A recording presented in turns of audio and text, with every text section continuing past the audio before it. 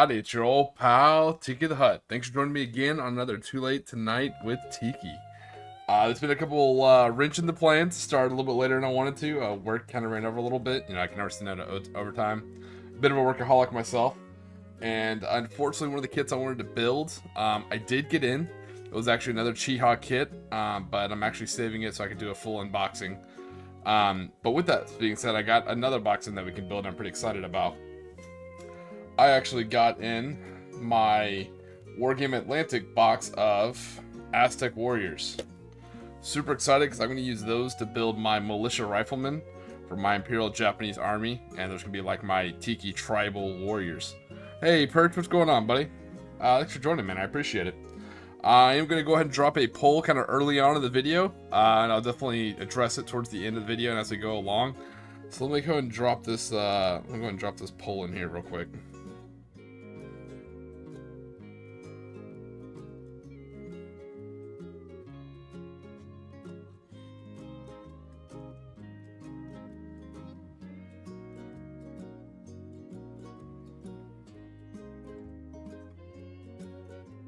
Alright, so for the poll, these things are all being slated that they are coming down the pipeline.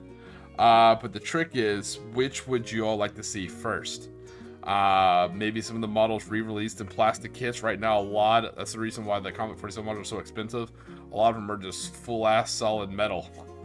Or resin, or a mixture of both, actually. So you have metal and resin models.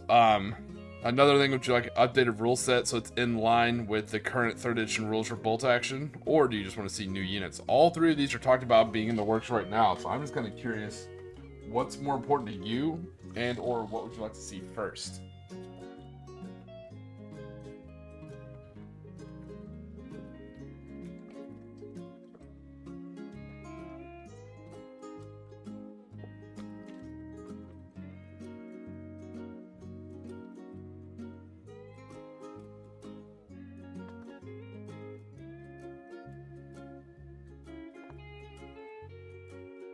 Alright, so with that being said, let's go ahead and the 2 things we're probably be working on tonight.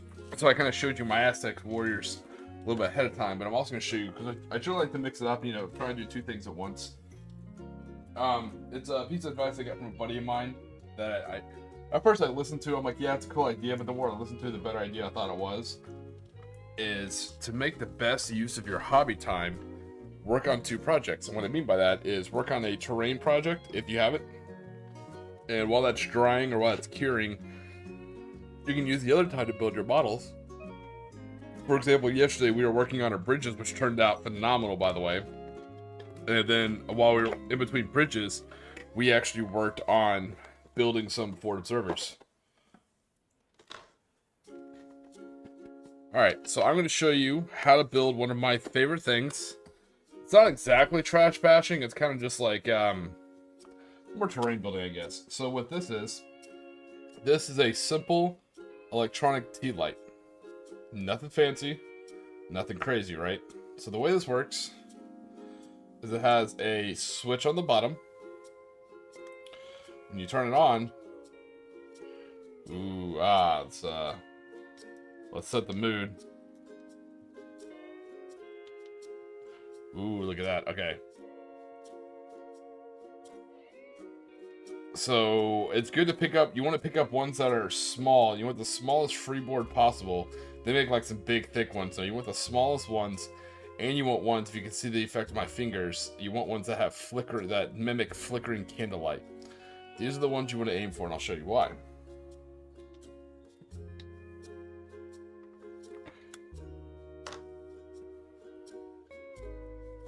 So this basically proves that I live in Florida.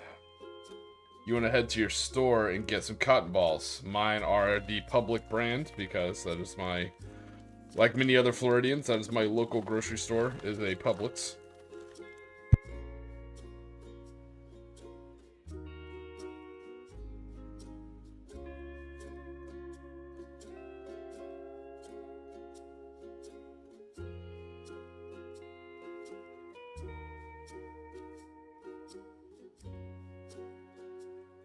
So to me, cotton balls and Q-tips are super important for modeling and things of that nature, because you can really do a lot with these. Some of my favorite things to do for simple objective markers is you can take a cotton swab like this, really kind of just stretch it out, like give it a really good kind of wispy stretch. Maybe even tear it in half and kind of stretch it out, and then hit it with a color. I usually like to use purple because I felt like every time I was in a training exercise, smoke grenades we were always issued with purple, and I don't know why.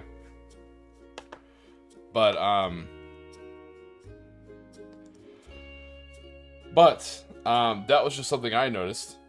You can pick whatever color you want, but you can attach that to a regular small-sized base and maybe put like a grenade on it, you know? And then like these little wisps of smokes that are colored, and you literally have a smoke grenade that can be used to mark like an airdrop or something else. It's super quick, fast, easy objective markers that are very easy to notice on the board. But same thing, if you're actually using smoke rules from your artillery, you can actually use these to set up actual, you know, 1-inch or 2-inch actual smoke screens. Alright. So what else you can do is we'll literally take this, and what we're going to do is we're going to glue it.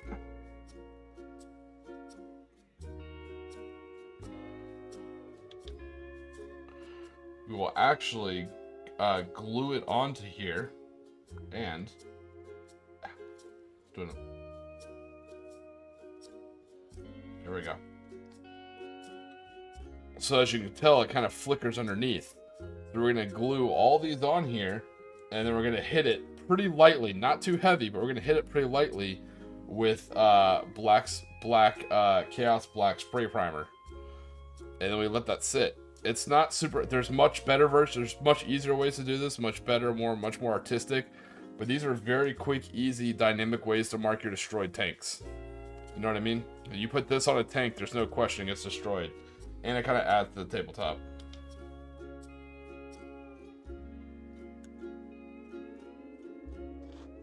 It's also good for marking buildings that you don't want people to use as terrain.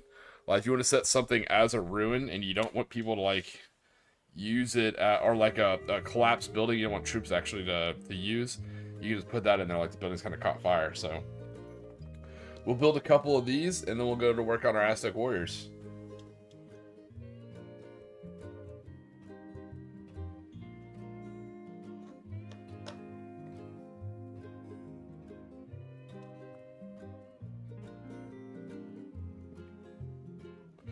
For glue, I'm using simple, just clear PVA glue.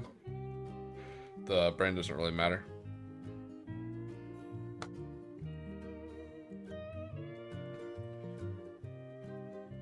How you doing today, 21?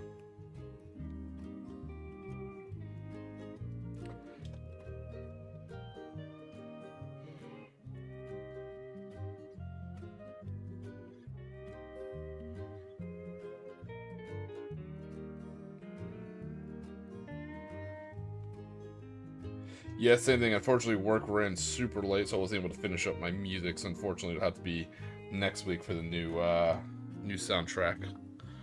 It was a busy day at work. All right.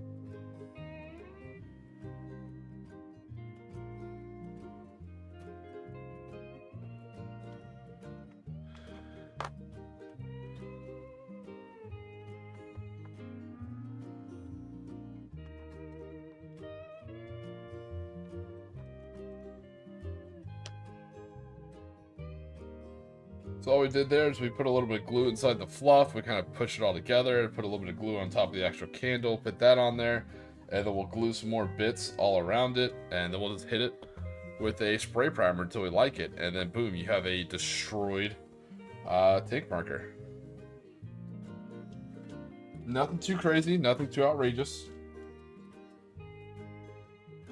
Again, if you have a lot of tanks, I always think it's good to have these things around just to kind of mark your destroyed tanks.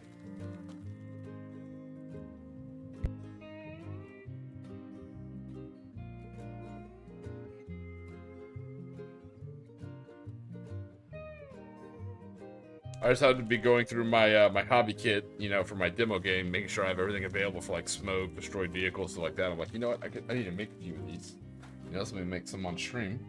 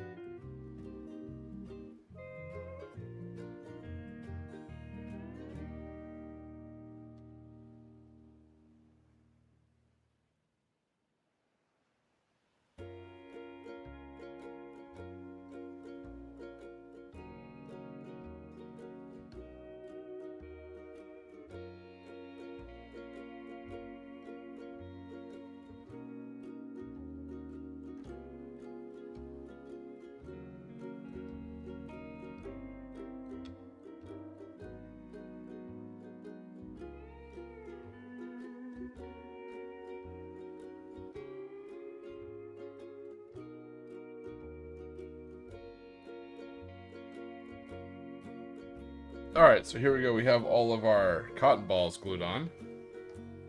So that'll give us our actual marker, and then we're gonna do is all we gotta do is just hit it with black.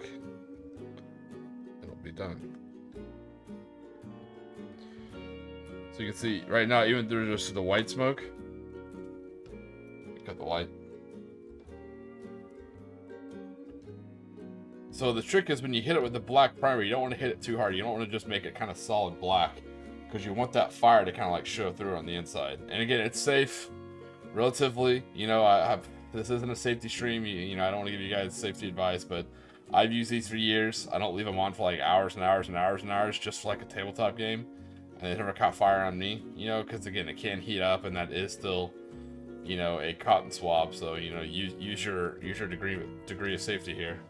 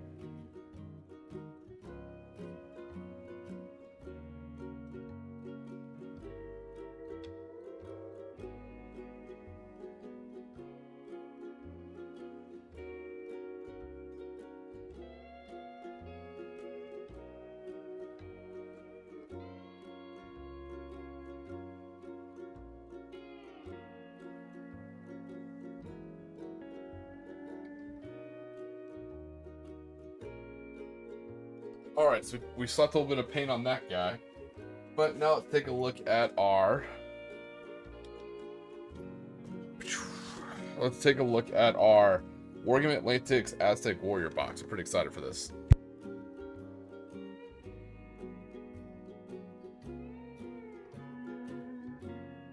So the list I'm using to build, it actually calls for 10 militia riflemen.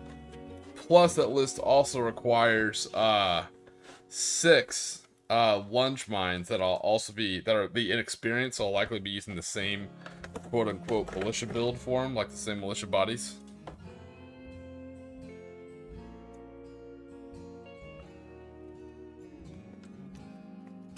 So with that being said, I went ahead and took a look ahead of time at some of the different boxes. So I looked at Warlord Games. I looked at their Mythic America style native tribes and First Nation tribes boxes. I looked at Frostgrave, Ghost Archipelago's tribals boxes I've used in the past, actually. And then I've looked at Wargame Atlantic's Aztec Warriors. And these ones I felt were the best for what I'm trying to do anyways. The best bang for the buck. So I get 30 bodies, which is actually pretty good because I need 26. So that gives me like literally 4 to spare. Not bad.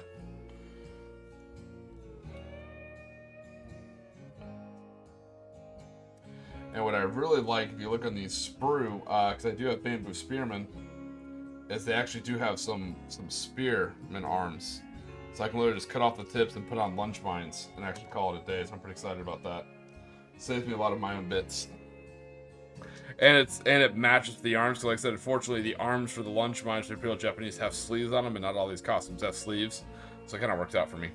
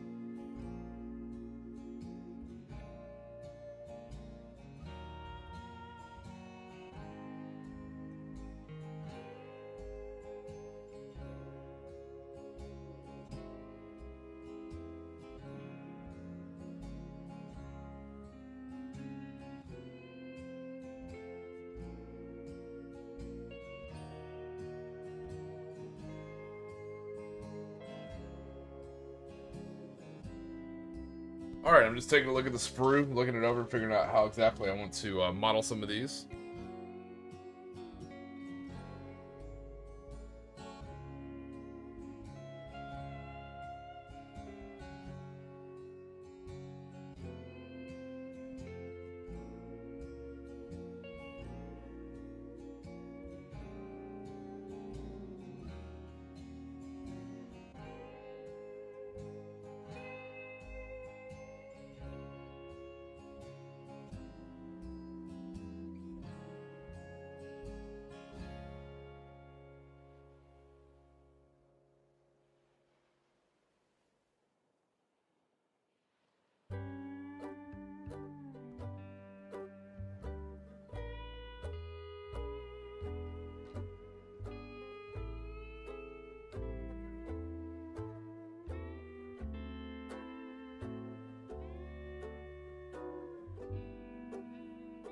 Alright, we have that sprue. I'm going to dig around for some of my other sprues and figure out exactly how I want to do the rifles. I don't think I'll be using a lot of my Imperial Japanese rifles, just because, like I said, I don't really think they'd be arming locals with their own stuff. But they probably would have, like, captured colonial weapons from either from, like, old French or old, possibly British. So let me dig around and see what I can pull out here.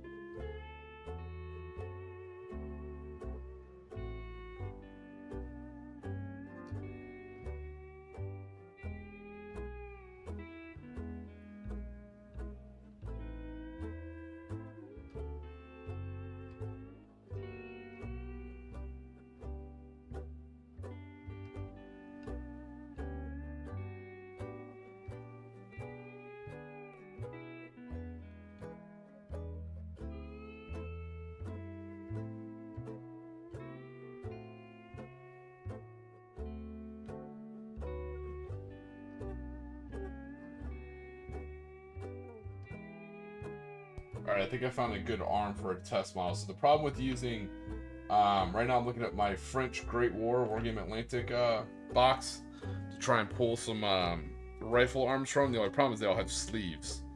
So some of these, you can tell they're wearing like a, almost like an animal suit. So those ones I think will actually work better for the actual rifleman. So I'm trying to clip off arms that they still have sleeves and rifles, you know, but they're not like pronounced great sleeves, if that makes sense.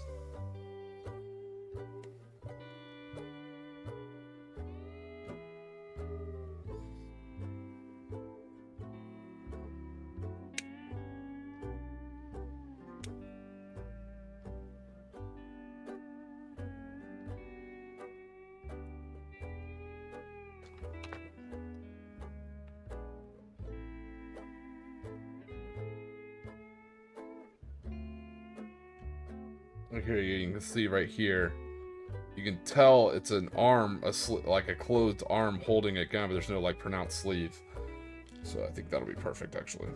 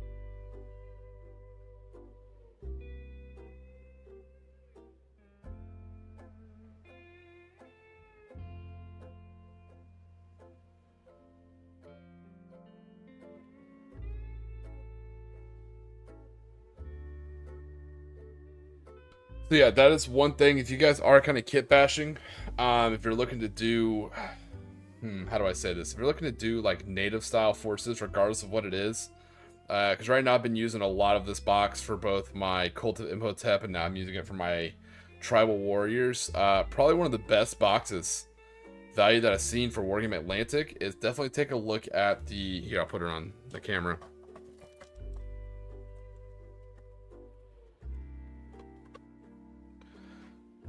It is the French Infantry 1960 to 1940 called the Great War. Insanely useful. The bits you get off this thing, light machine guns, submachine guns, rifles, pistols, swords, all different types of helmets, everything from fezzes to gas masks, I mean, whatever you could possibly want. This box is wildly useful for worldwide forces. Anything that would use like captured gear, so like I said, if you're building partisans and stuff like that, it's another great box to pull pieces from. This box is absolutely amazing. Can't recommend it enough.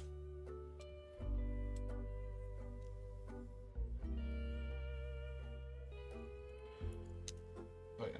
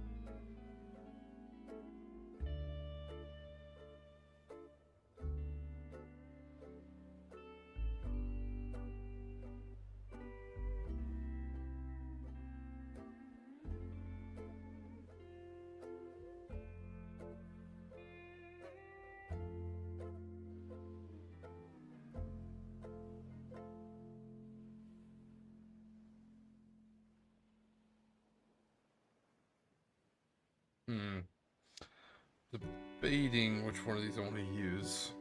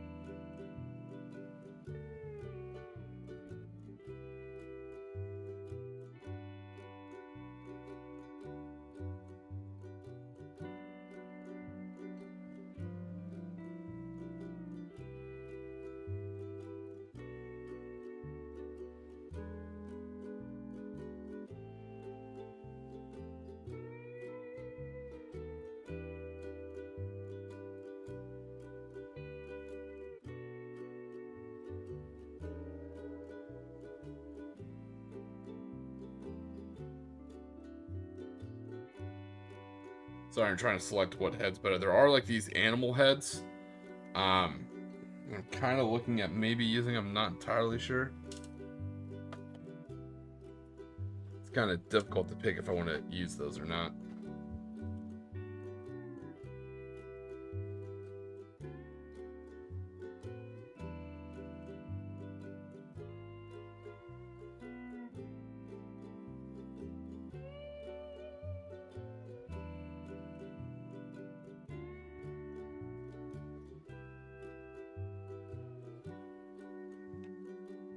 Yeah, let me go ahead and use them. I think they look kind of cool. Might as well. So it'll just be an extra head over there.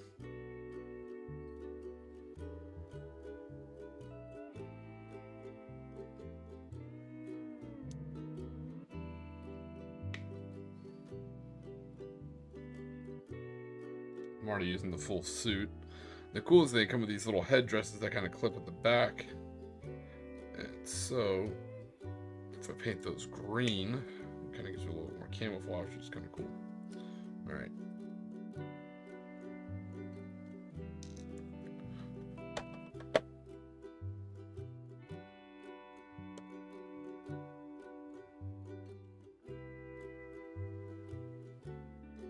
Alright, so we have multiple heads now, but we have a head we have a. Oh no, did I? Yeah.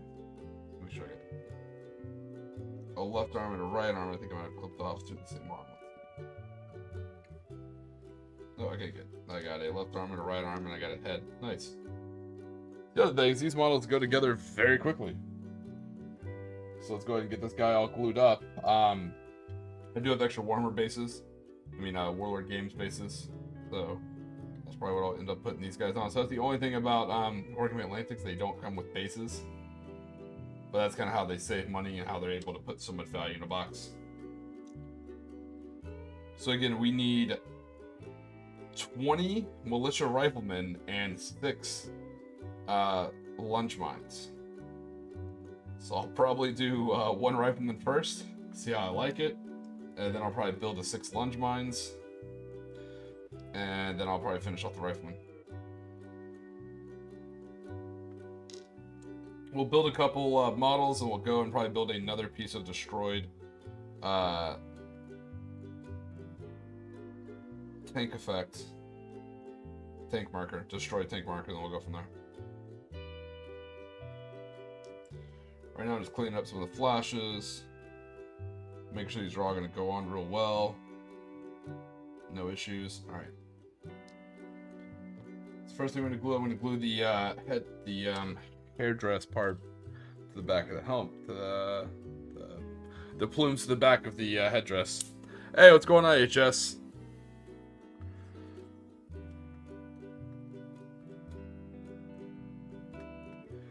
So it's so funny you say that, HS. I was actually talking to Mrs. Tiki, who's also a nerd, which is kind of cool. So I can actually talk to her about the stuff. Super useful, right? So I was talking to her about, you know, if she spent a little bit of time in Japan, not very long, but you know, a little bit. So I was thinking about it, you know, like if the Imperial Japanese had access to gene modification, you know, kind of like how the Germans are doing it with splicing animal DNA. What would the Japanese use? And I think you're right. I think it would either be Komodo dragon. It would have to be some type of amphibious animal. So I was thinking either crocodiles, and water monitors, or sharks. I can see him doing like, you know, like half shark, half human, Komodo dragon, or gator possibly.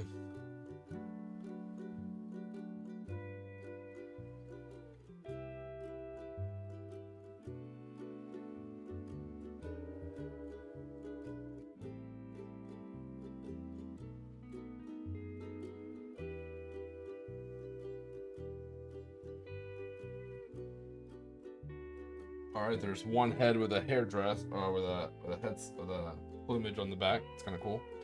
All right, so let's get this guy built. A lot easier than kit bash my other models. We'll go from there.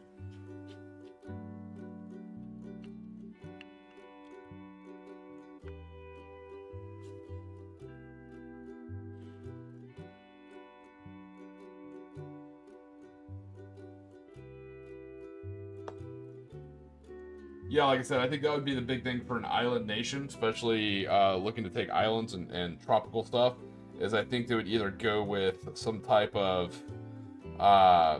you know, like half man, half shark kind of thing, or possibly like, I could see monitor lizards, some type of amphibious lizard. I think croc would be super useful, like I said, for the resiliency, you know, for the swim and stuff like that. That'd be kind of cool.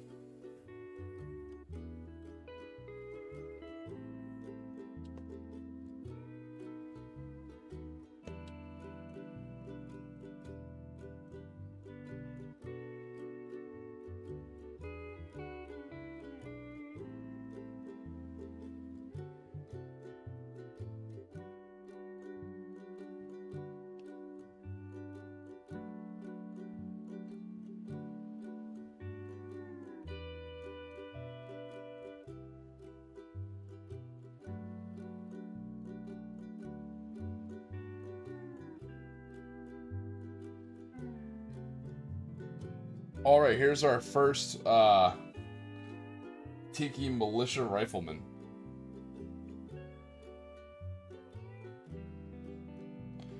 They're actually wearing kind of like a fursuit. I'm going to paint this one kind of green, actually. Like they kind of dyed it so it blends in better. And it has like the plumage in the back, which I'll also dye green to help them blend in. The The sash on the waist will be white, which I think works for the Imperial Japanese.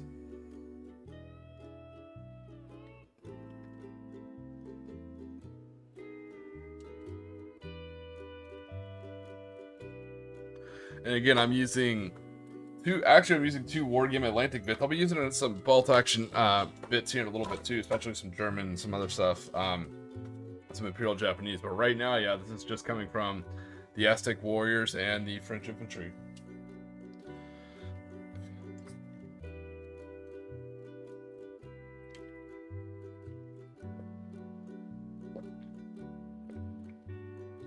Yes, good IHS.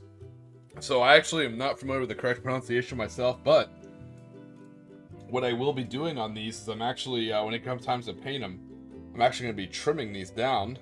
These Aztec war clubs, I'm going to be trimming them down to look a little sharper, like shark teeth, and then I'm actually going to be painting them white, because a lot of your Oceania and Pacific Islands, a lot of those tribal inhabitants, to use probably an inappropriate term, used shark teeth on their wooden clubs. So yeah, I'm actually going to be filing those down to look more like shark teeth and less like pieces of onyx, and I'm actually going to be painting them white for shark teeth.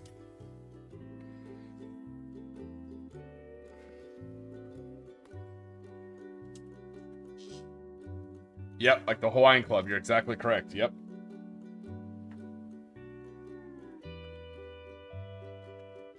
I wish I had something I had came with oars, and I wish I had more of them. That would have been perfect. That's all right. But yeah, I figured for my Imperial Japanese, because a lot of people use bamboo spear fighters, I don't. Not just because they have a bad reputation. I'm not gonna let someone else tell me what I can and can't use in my army as long as it's in the rulebook, you know. But more importantly, it's just points. A bamboo spear fighter is 5 points. It's basically about 5 points a model, I want to say. And you get an inexperienced person with just a bamboo spear. Versus, if you spend the extra 1 point per model, you can get a militia rifleman, which is inexperienced, but they get a rifle.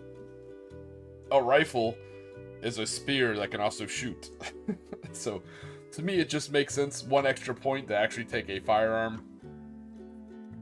Because same thing, yeah, I'm using them in smaller groups. I mean, you can swarm these guys if you want, but I'm using them in small groups. But 5 shots, you know, let's say they only hit on 5s or 6s, there's still a chance I could get a hit, and a hit is a pin. Doesn't matter if you wound anybody, a hit is a pin, so it can be worth it.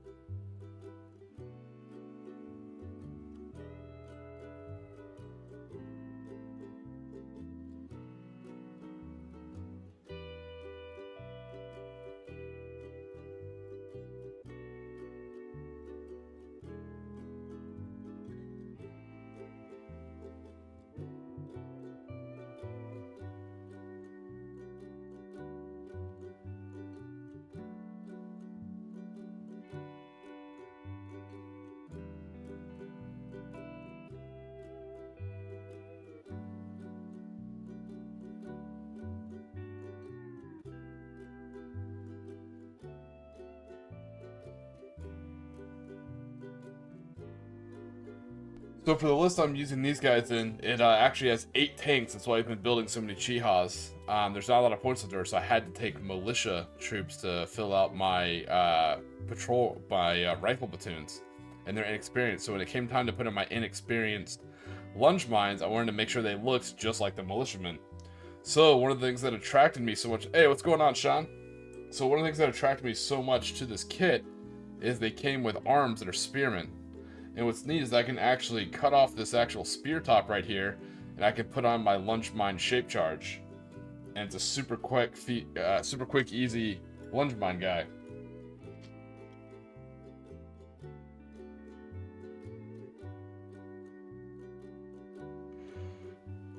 So like I said, I work a lot. I'm to the point now where I have disposable income, and I know that makes me lucky. But I definitely do work for it. But even now, even when I buy models, you know, I really take up my time, and I'm telling you, I do my research, and I pour over pictures of the sprue, and I literally start planning out, like, hey, what can I get out of this box? What do I have? What do I need? What can I get out of it? And I plan my kit bashings ahead of time, you know, so I know what I'm getting out of a box. Like, it took about 2 to 3 weeks to figure out which, like, box I'm going to use for the main parts of my militia warriors. Like I said, it came down between these guys, Frostgrave, Archipelago, Ghost Archipelago, Natives, and also Warlord Games' Mythic America style things as well.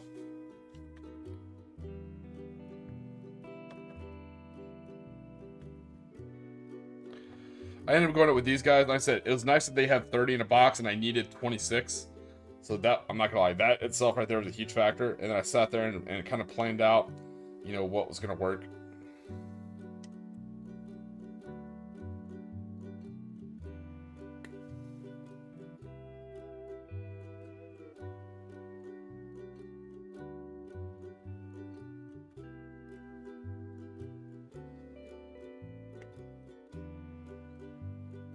Alright, let me get this arm cut out. We already have our head cut out from earlier. And we'll get this guy, we'll cut the tip off the spear, we'll put on a lunge mine part, we'll get him glued and built, and then we'll take a look at our destroyed tank marker and see if I need to put another coat of paint on it. So as you guys know, I like to build terrain, paint terrain, and also work on models, kind of all at the same time.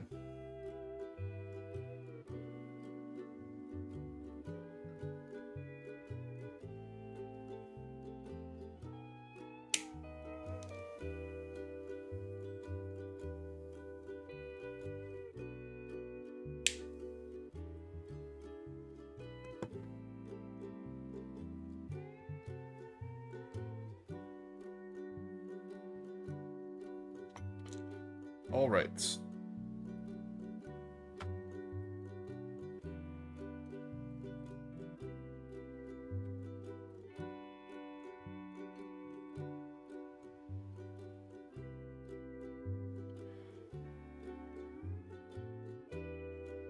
Ooh, and actually, while I have this German kit out, let me clip this rifle out, because that's a nice rifle. Nice rifle bit right there.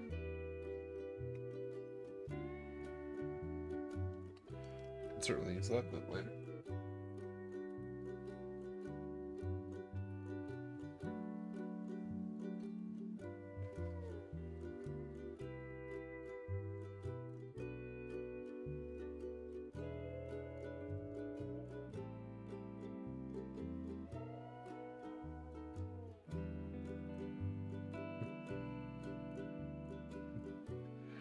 No, so what you're seeing is it's actually a 3-tiered system, and it's actually, I had the purple box. I was talking about my purple paint yesterday, about how I let my wife pick paint pots whenever I go in to get paint, and she always picks colors that she likes, and she said she'll paint with, she sure does. So I have a lot of, like, purples and reds that I never use. Oh no, what lid is open? Oh no, it's closed. It just doesn't look closed. No, they're all closed, but they all should be. It just doesn't look closed on camera. No, these guys are gonna be painted to really kind of mirror my guys. So the ones in full suit like this, these like full animal suits they have, they'll be green, just to kind of blend in, kind of like how they dual. Also, like they kind of just dye the hide, you know.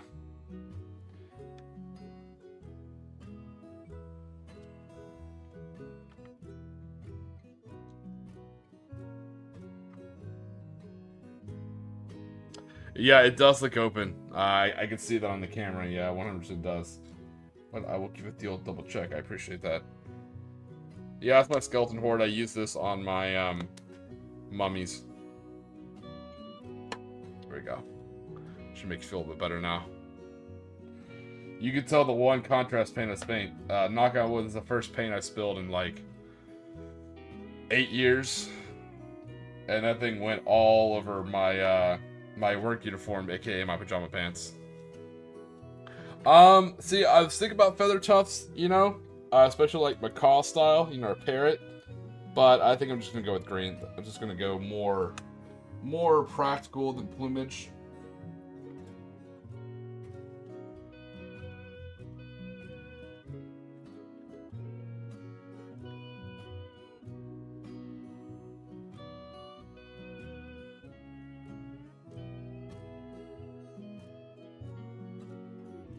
I don't know. I feel like it might mesh better with the rest of the army. So let me get this lunge mine shape charge bit glued on.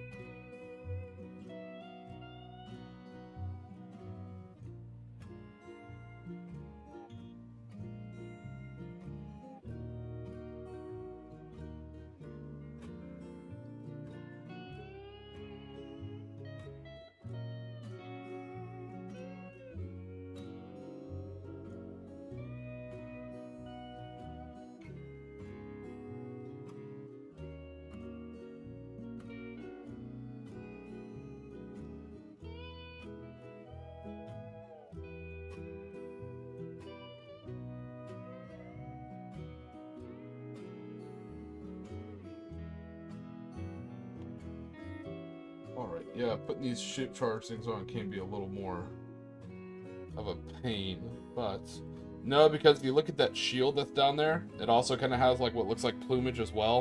I'm going to do that green as well for like palms or grass and stuff like that, just going to make them blend a little bit better.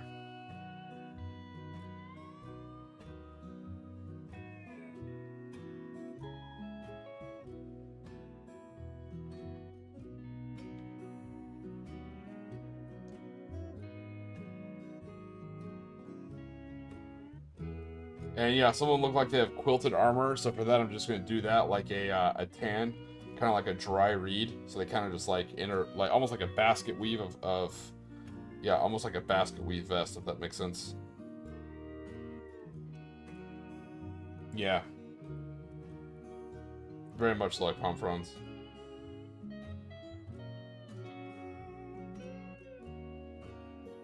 Well, actually, that's a good point. So for this quilted style armor, should I do that tan, like dried palm fronds, or like he's saying, should I do it like actual fresh green palm fronds? That way they actually still look kind of green too. That way the color's always kind of green and skin tone. That's a good point. That's a good point, HS. Should I do these quilted style vest and green, so it's like woven palm fronds? I think I might.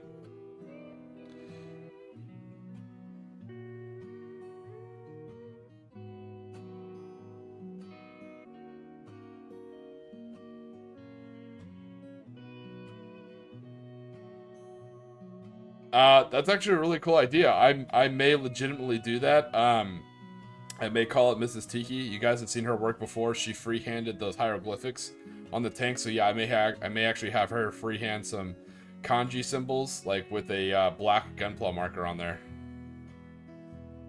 Yeah. Thanks. See this? Okay, I'm not gonna lie. You guys helped me out a lot more than I entertain you, so I greatly appreciate it. I've gotten so many damn good ideas from building models in a stream. This is why I always say, even if you don't want to stream yourself, hang out in a stream. Obviously, I'm biased. You can hang out in my stream or hang out in any stream and just bounce ideas off people. Even if it's someone else's stream, be like, hey guys, I'm building this. What do you think I should do? It's always cool to bounce ideas off people, because to me, this is the closest you get to just sitting around a table, like at a comic shop with a bunch of your buddies, just like kind of building models together, you know? It's exactly what this kind of feels like, and I just really love it. So glad to have you guys. So many good ideas. Same thing with you, Squig. Squig, you've given me so many damn good ideas.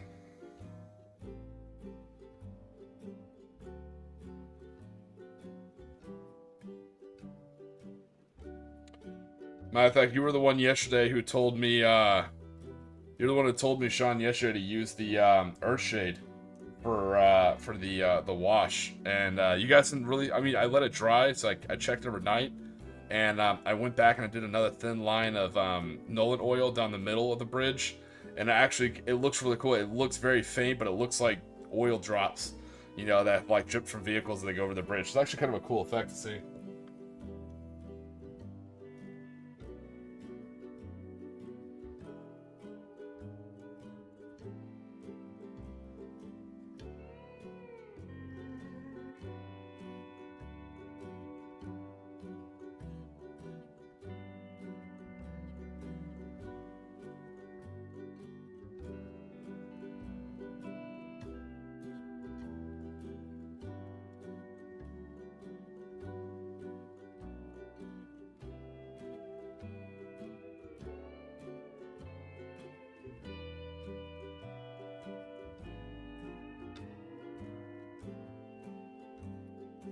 So with the shields, yeah, for the bridge. So with the shields, I think I'm actually, because one side kind of has the reeds, but on the other side it's kind of plain.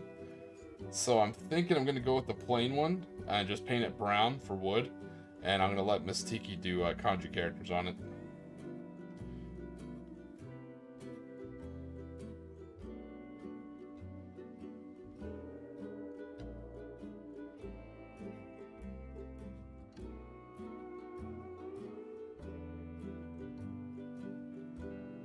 I say Miss Tiki, I'm sorry, Mrs. Tiki. Clearly it's married, it's my spouse.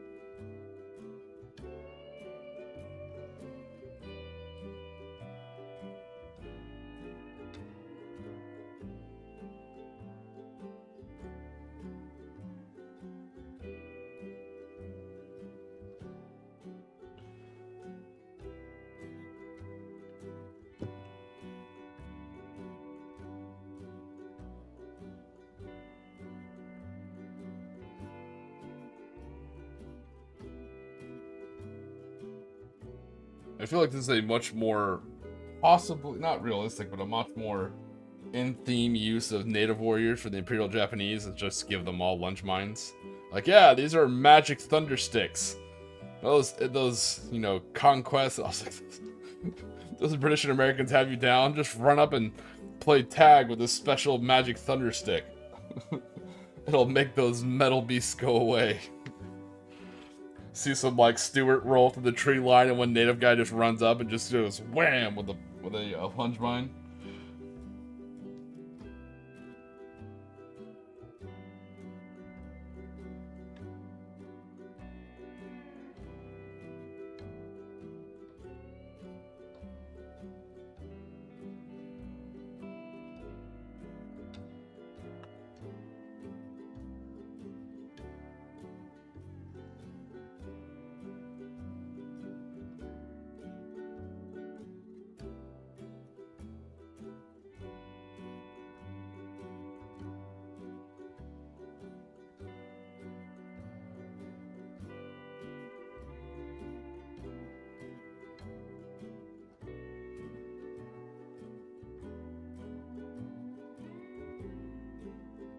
Oh, I did it again. I accidentally cut out 2 left arms. If I'm not paying attention, I will do that quite often. But, it's alright, luckily the arms aren't going anywhere.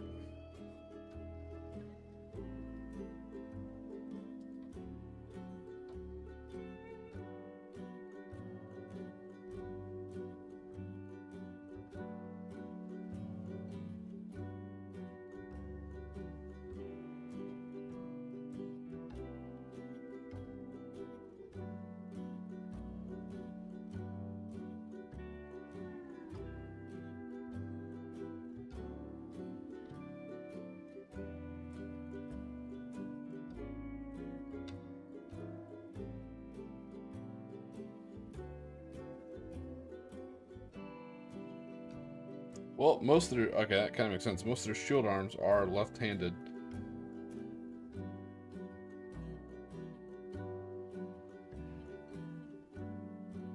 Huh. Alright, well... Interesting. Okay. Gonna have to find a left arm for this guy.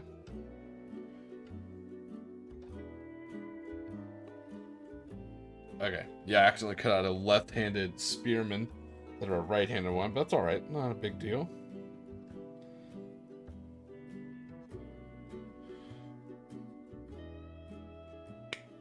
I got a right arm right here.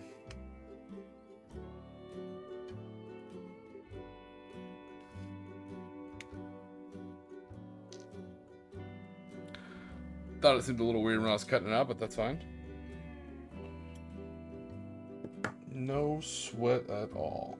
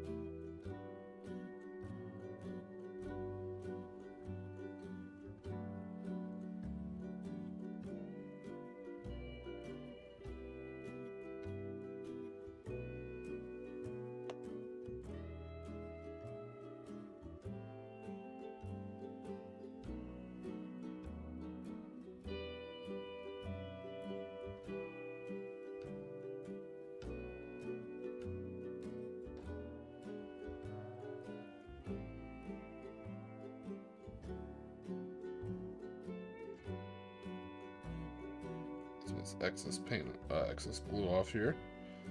All right. And we now have a lunge mine. He's got his lunge mine in one hand and he's got his club in the other. You know, just in case there's any survivors after the magic stick that will 100% not hurt him because it's a magical stick, of course.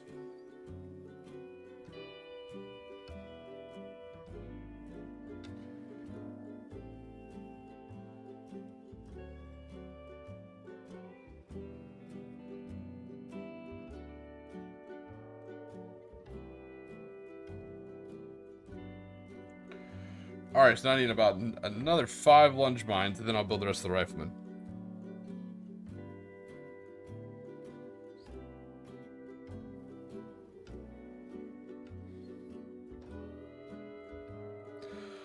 Ooh, maybe. Tribal tattoos, that might be pushing Mrs. Tiki's ability. Not a bad idea, HS.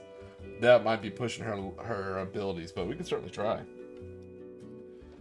Never know what she can do. Alright, so let's check on our destroyed tank marker and see how it's looking.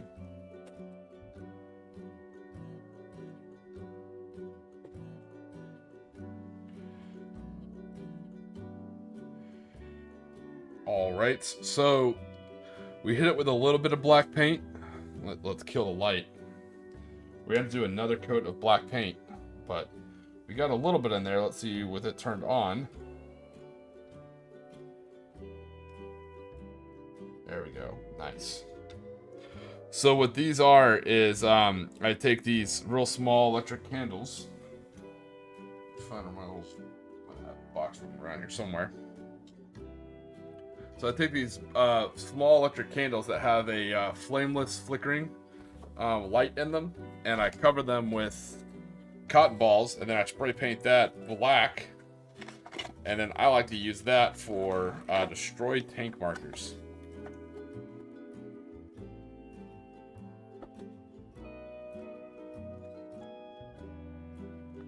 So yeah, I literally just take these things and I cover them with cotton balls.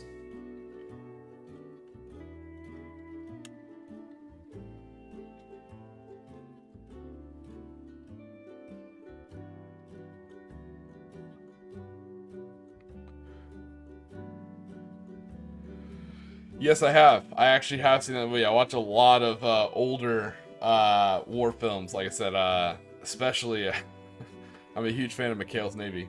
Actually, it's one of the shows I like to put on in the background while I paint models. So as I actually put on some old McHale's Navy.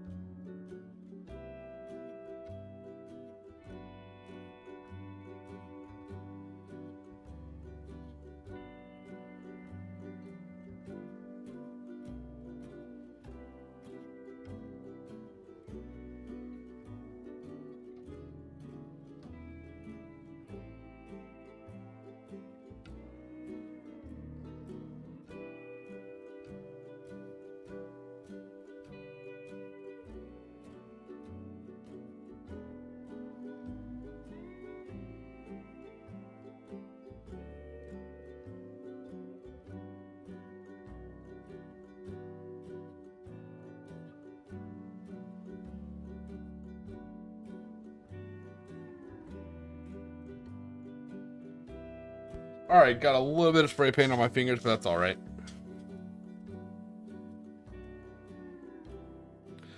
Alright, I got that copy and pasted down on my notepad. Sean, I'll show that to her to see if she wants to brave it or not. Alright, pop the light back on. So yeah, that's my other, I always try and do 2 projects at once. That's my other project, is making a couple more extra hit markers with with the electric candles. Like I said, very simple, very cheap way of making your battlefield pop a little bit. It's also good. That's why I tell people, even back in the day, we could only have one. When you can only have one tank in your army for bolt action or some stuff like that. One of the benefits of having multiple vehicles is you don't always have to use these vehicles. You can use them as bits of terrain. So let's say you have like 5 tanks built, but you're only taking a list that has 3 tanks. Go ahead and take all of them, and you can use the other tanks as terrain and just put these little blown out markers on top of them. It's a super easy, great way of making terrain. It's just using blown up tanks.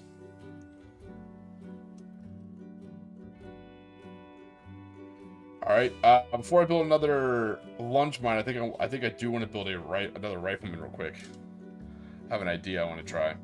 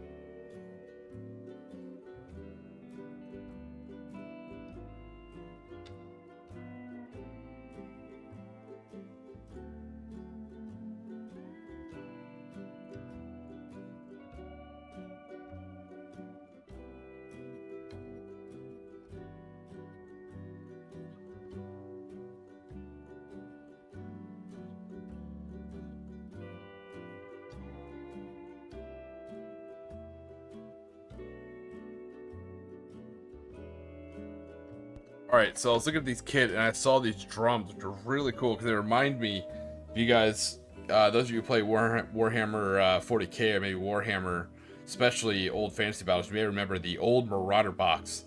For the longest time, I was telling people that was one of the few great values that Games Workshop still had up until like a year ago. You got a lot of Chaos Marauders for a good value. If you're building a Chaos Trader Guard style army, I mean, it was absolutely amazing bits. I was using them for a Gene Stealer Cult army for a little while. But they're super cool because they had like this guy who had a drum, and he had like, you know, these little mallets going, and it was super thematic to kind of put into an army. So I think that's what I'm going to do here. So for each of my 5-man rifle squads, I am going to include a drummer with a rifle kind of slung over his shoulder, you know? I think it'd be kind of neat.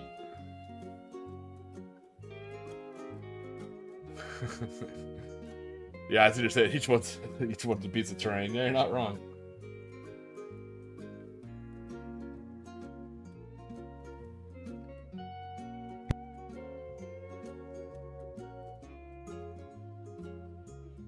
So we get this guy glued up, and here we go. I got him a nice little Car 98. Who knows where he picked that up? Probably ate the last owner. So we can get this guy all trimmed up and glued up and get his drum on him and his rifle slung, and it'll be another militia rifleman.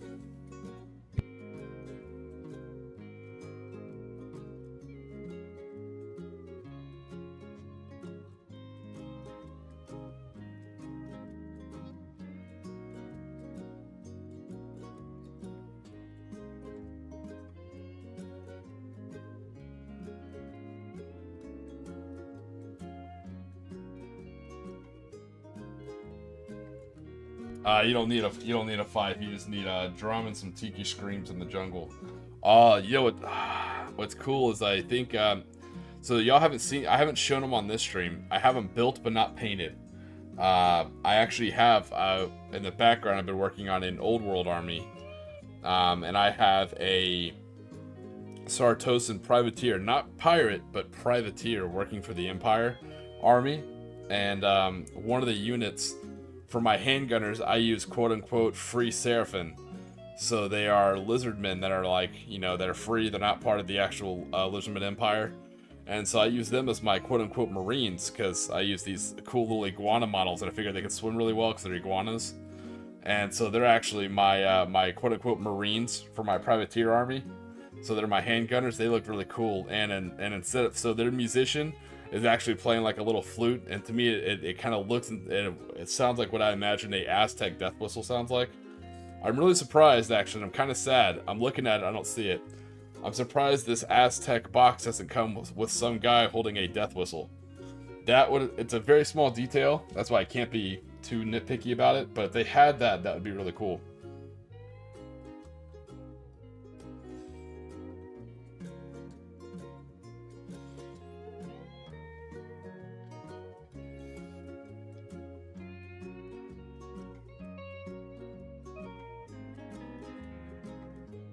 Yo, you said drummer 5 made me think they would have like tribal drums and death whistles.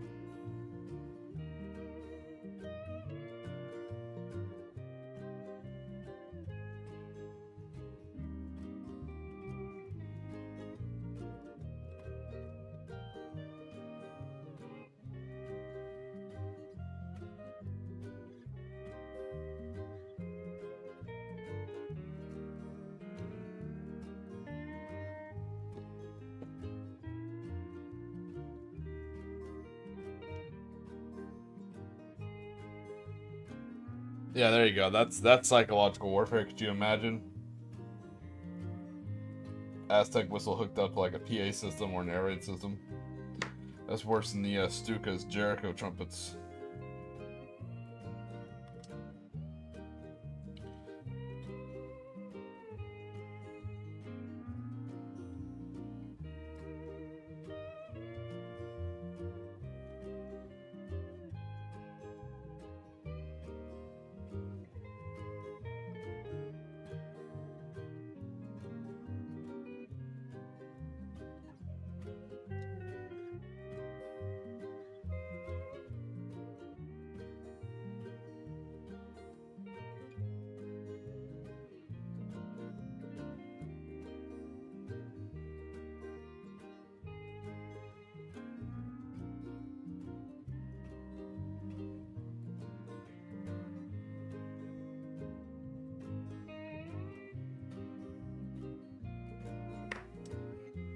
Alright, let me dry fit these drum arms to kind of see the angle which they're at so I know where to put the drum.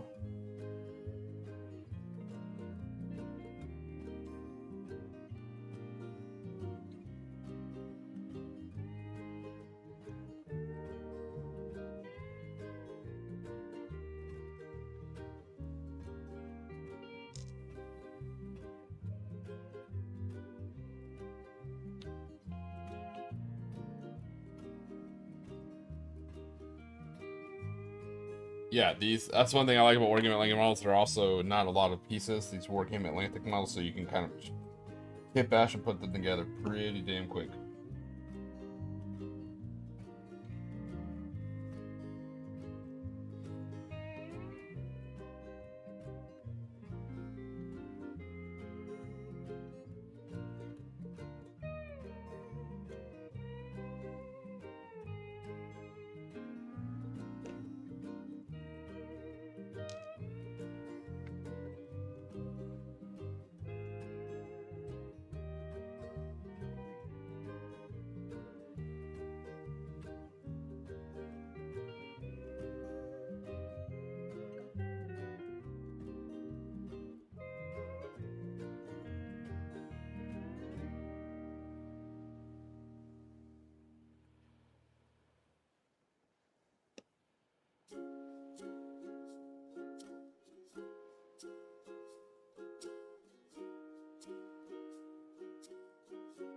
Alright, so here's the drummer himself. Now all we gotta do is just sling a rifle on him. Oop, dropped him and there goes his head. It's alright. It's a quick and easy fix.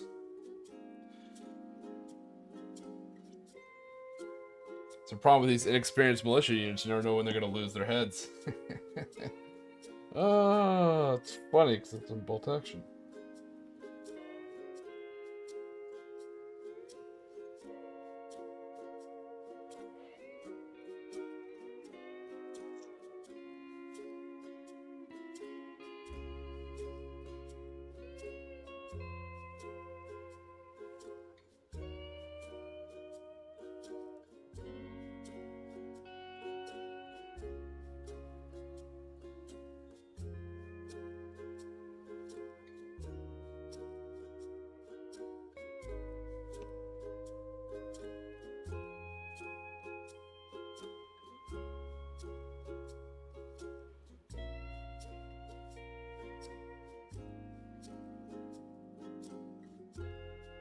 All right, there is a.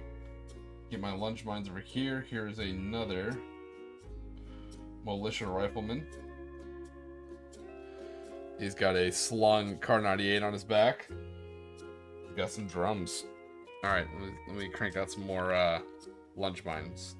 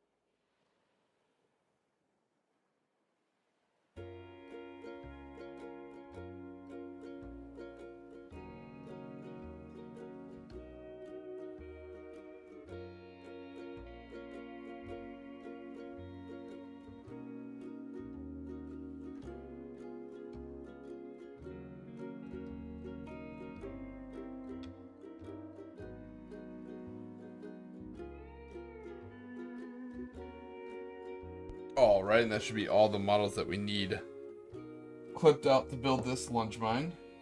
Go ahead and clean up the spear and then cut off the actual flint part of the spear and put on our shape charge.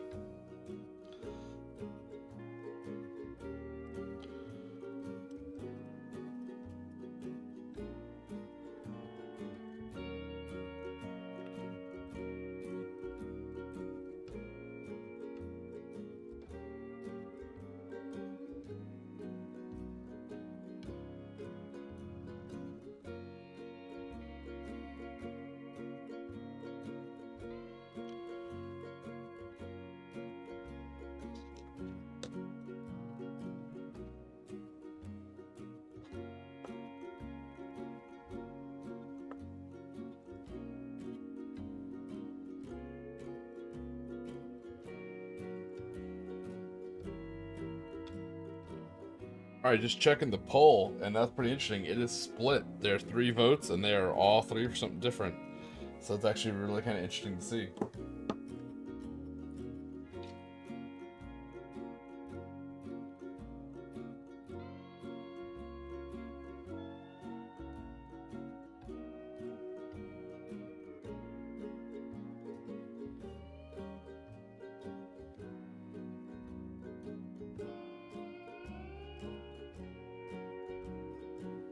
So all 3 of those things have been teased that they can and probably will get released by Warlord Games. It's just we're not sure what's going to come first, so it's kind of exciting.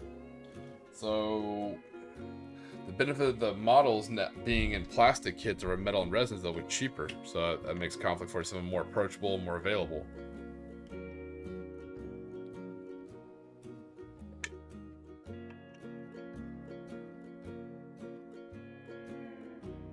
New rules that put it in line with version 3 of Bolt Action makes it easier to play. No worries, John, you don't have to vote. So, new rules put it more in line with Bolt Action 3rd Edition, allowing for ease of play and ease of recruiting Bolt Action players. But new units is also very exciting, and it's kind of more rewarding for people who have been in Bolt Action or Conflict 47 for a while. So it's kind of interesting to just kind of see where people's minds are. When I send emails of stuff to my contact over there, I can also kind of put some of this information in there so they can see it, see what they think.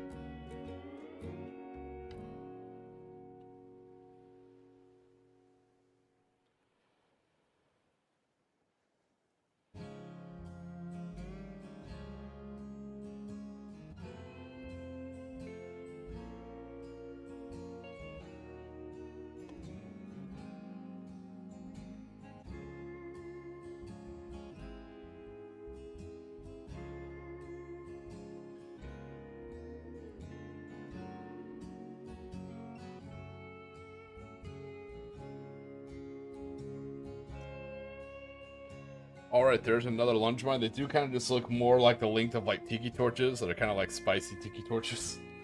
It's kind of an interesting idea. Let's clean this model up and glue all the parts on them. Then we'll have another one done. Yeah, this is going a lot faster than I thought. This is nice.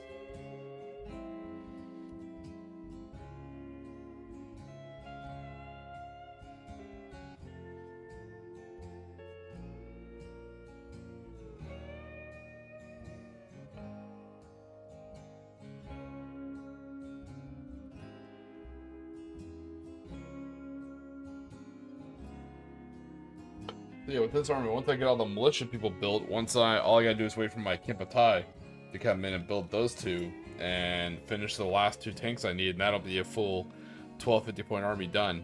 8 medium tanks, about 20 militia riflemen, 6 inexperienced lunge mines, 2 sets of leadership teams which we've already built, and then two Kimpatai. That'll be it. Not a good army per se, not a good 1250 point army, but it is there. It is technically an army. 8 inexperienced medium tanks. Very memey, but you know, it is still 8 medium tanks, even though they're inexperienced.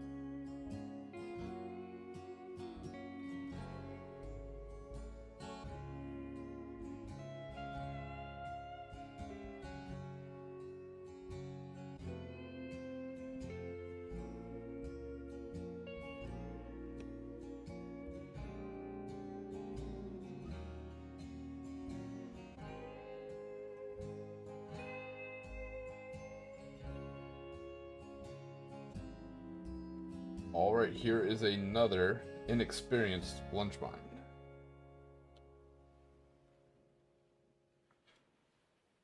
It basically just looks like a native spear fighter just with a a lunch mine. Which, I mean, technically, I guess probably what you want, right?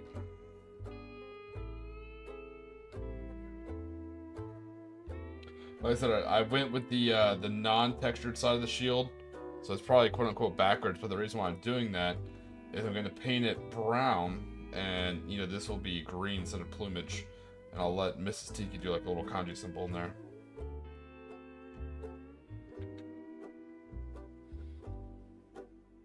Yes, yes I am, Sean. I have bounced around. I used to be Gene Stealer, because I actually had Gene Stealers in 9th edition for a little bit, but with making my Red Corsairs, I've officially jumped to the Heretics and Renegades. People always forget Renegades. People just call them Heretics. Some of us aren't Heretics, we're just Renegades. So, and with the lore behind my Conflict 47 army is that they actually have gone Renegade from the Imperial Japanese, and they just kind of like found an island in the middle of the Pacific and just kind of settled it and just like, all right, it's our island. So they're not really part of the war anymore. So with that, you know, since they've gone Renegade, I feel like Renegade is kind of where I'll hang out. So long story to your very short question. Yes, I will be dedicating my points for the Heretics and Renegades. And you guys already know what it's going to be.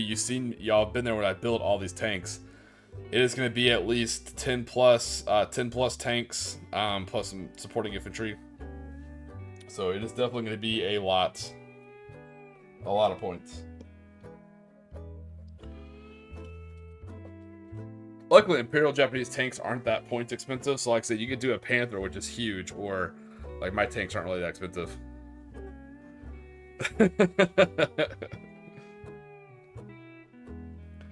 Look, Sean, some of us just don't like paying taxes, alright? I still think, no matter...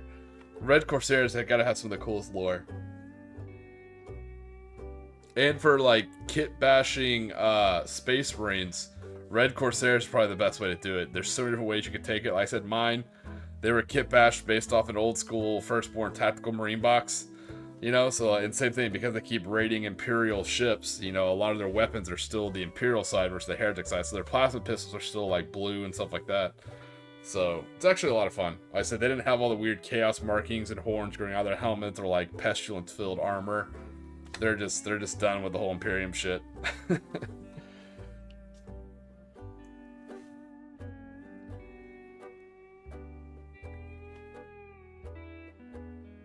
All right, give me a second here. I'm gonna clip out. Actually, let's check on our tank marker. I feel like you should be just about done.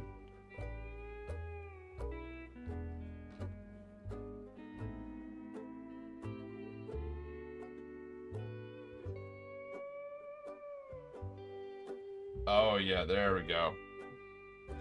That looks just about right. We kill the overhead painting light.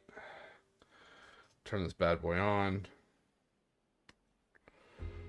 Oh yeah, that's a destroyed tank.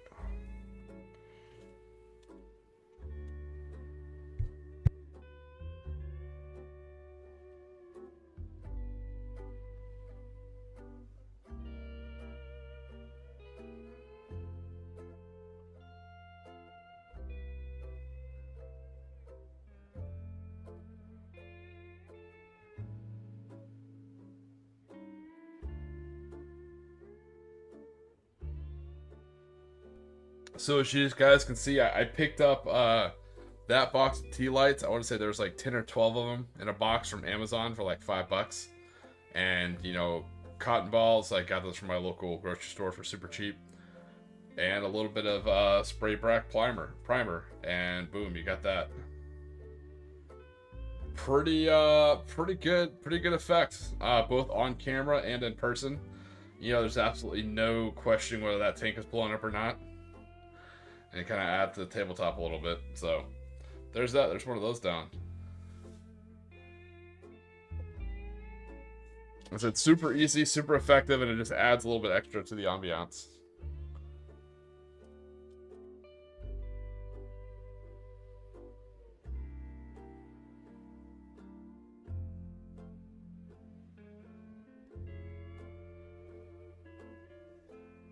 If you want, you can also just put that down as well for just a blown up tank.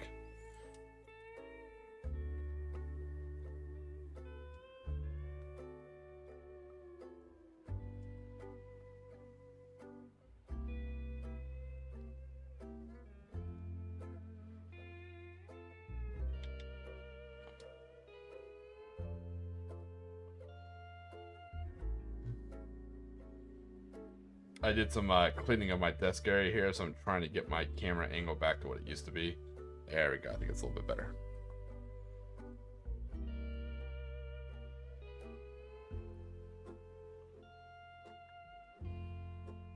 All right, let me grab a drink and let me clip out some more stuff. I want to build, because we're going pretty fast. Let me build the other 4 lunge mines that I need, and then we'll get back to building the other 18 riflemen.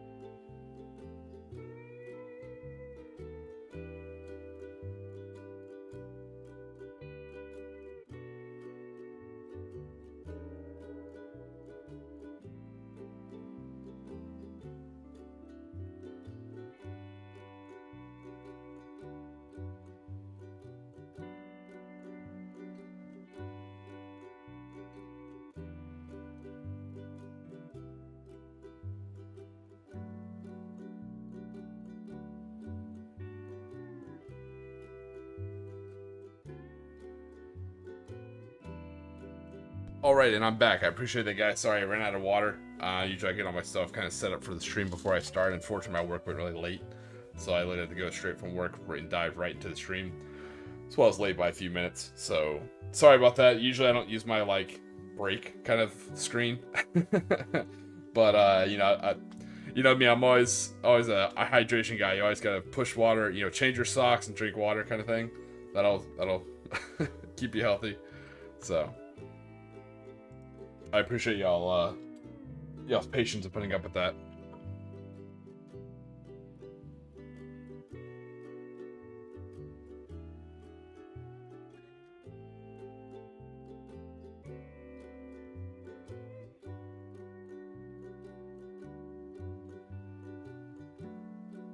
Alright, so we have 4 more lunge mines to build, and then we'll bump off to the rifleman.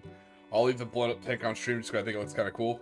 So that's the other thing, even just a static display, you don't even have to turn the light on if you don't want to, but even just making it like that as a static display, I think it looks pretty good, and there's no question to it being a blown up tank.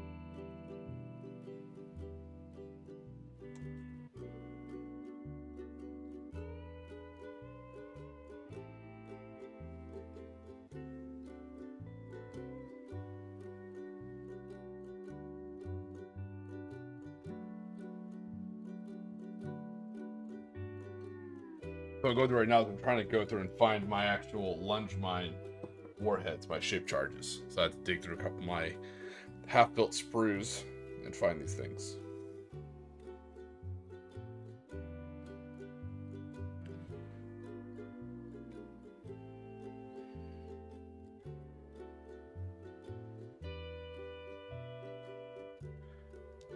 There's one.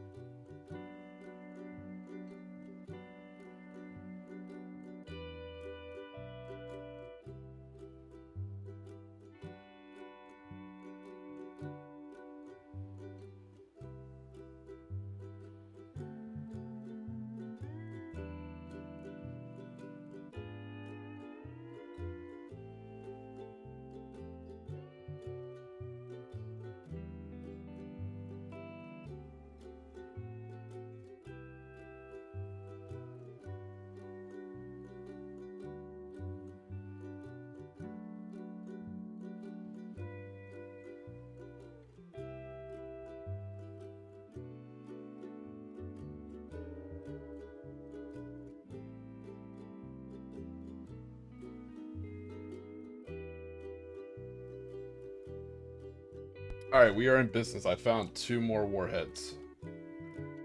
Oh no, I think but I need 4 more. Okay. So after I cut out these 2, I still need 1 more. So I gotta dig back down to my pile of half-built Imperial Japanese troop sprues and find another one.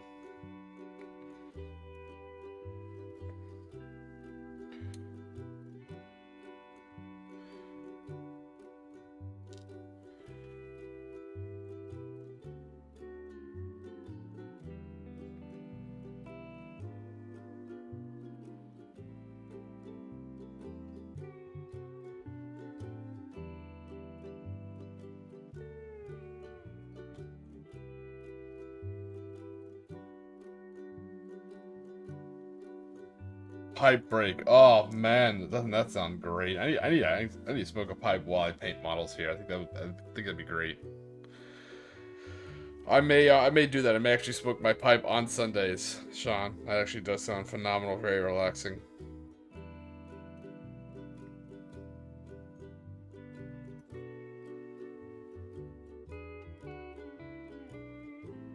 I tried to pick up a pipe when I was in the Bahamas, so they didn't have any traditional tobacco pipes. All their pipes look like they'd be used for more Hobbit-related smoking of pipes, if that makes sense. If you get that reference. But I mean, I think it'll still work. So I may have to try my new Bohemian pipe. Sorry.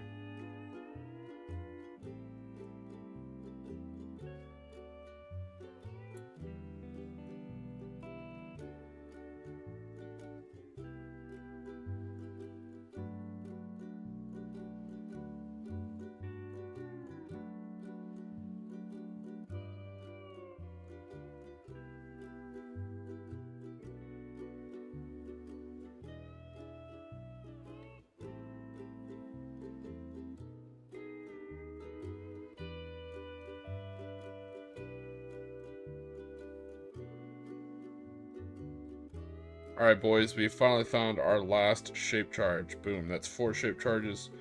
We are good to go.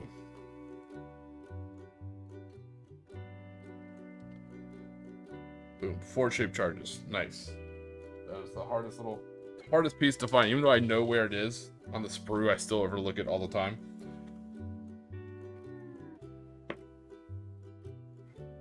Alright, let's cut out some more natives and give them some lunch mines. I'm saving the full skinned looking guys for the so these guys that are wearing like animal skins, kind of, I'm saving them for the riflemen because the rifle bits that I'm pulling off the World War One French bits, French sprue, actually have sleeves on them. So I'm saving that so it looks like they're wearing sleeves. So I think it goes a little bit better.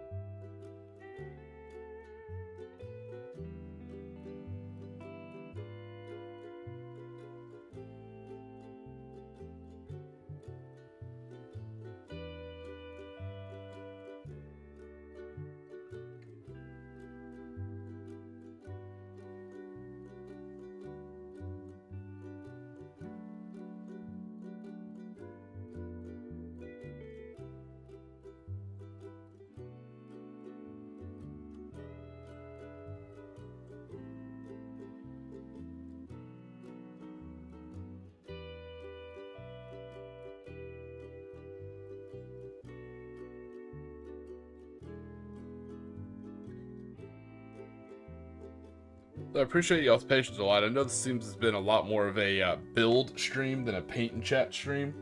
But once Creeksmas pops off December 1st, and we'll actually get back to painting, which would be nice. But I try and use the in-between times to set the war factor in overdrive and get all my vehicles and tanks built up. And it also caught me at a good time because it was the gen up, for me anyways, in between bolt action, between 2nd edition and 3rd edition. And once we could have more tanks, like I said, I built that one meme list that had 8 tanks, so I was like, hey, let me go ahead and get those guys spun up.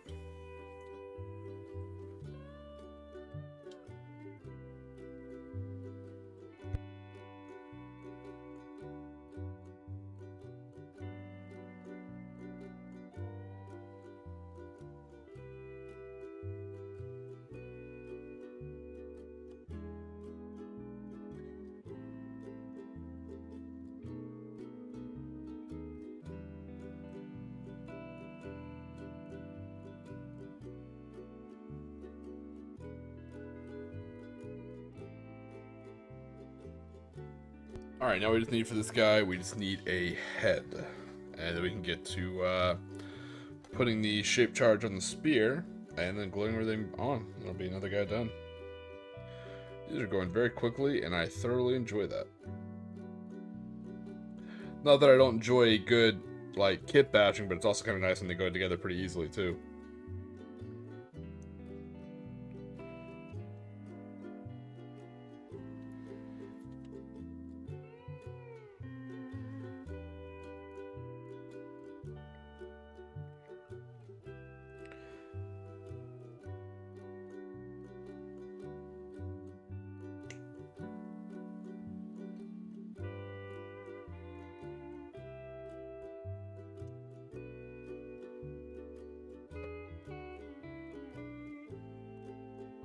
All right.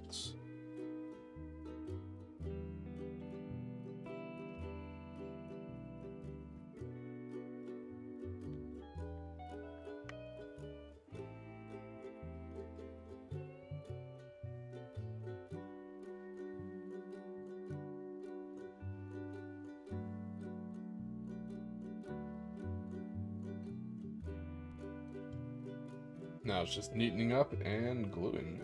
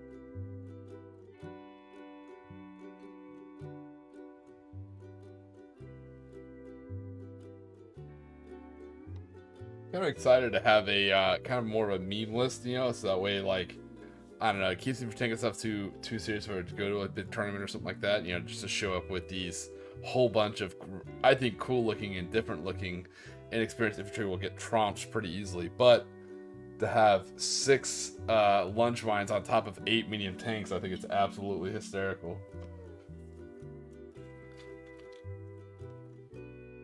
This will definitely be a list I'm going to try and use at a local event. You know, kind of like a wild card army.